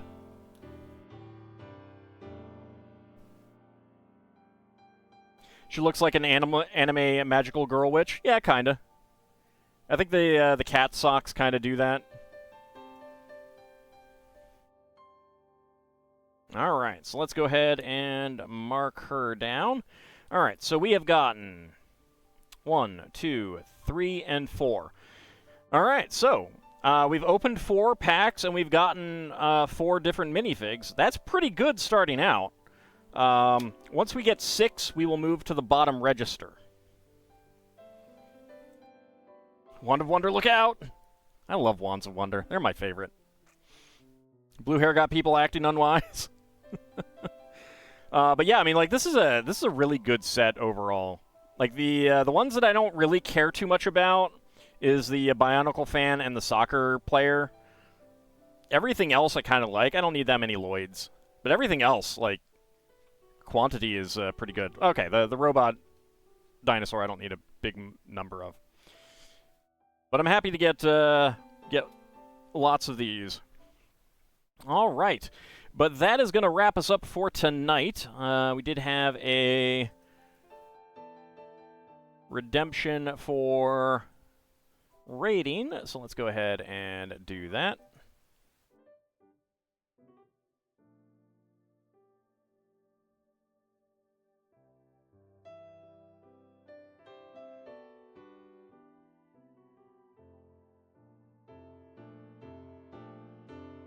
All right. Phoenix Walkie playing some D&D. All right, so let's go ahead and raid on over there. I want to thank you guys for coming on out. We will be back on Saturday tomorrow for some more Spelljammer. We'll be back on Monday to play something else. I've decided that I am done with Dragon Quest VII. I don't really feel the need to go through the post-game of that. We will be back on Wednesday. Well, okay, so I think I'm going to be streaming Cure, not Lego, on Wednesday. But I'm not sure if I can do the stream together or if it'll get viewers into the game. I need to look at that and figure that out before I decide on whether I stream it or not. So that's going to be up in the air. But next Friday we will definitely be back to Lego building. So I want to thank you guys for coming on out, and I shall see you next time. See you then, everyone. Let's go on this raid.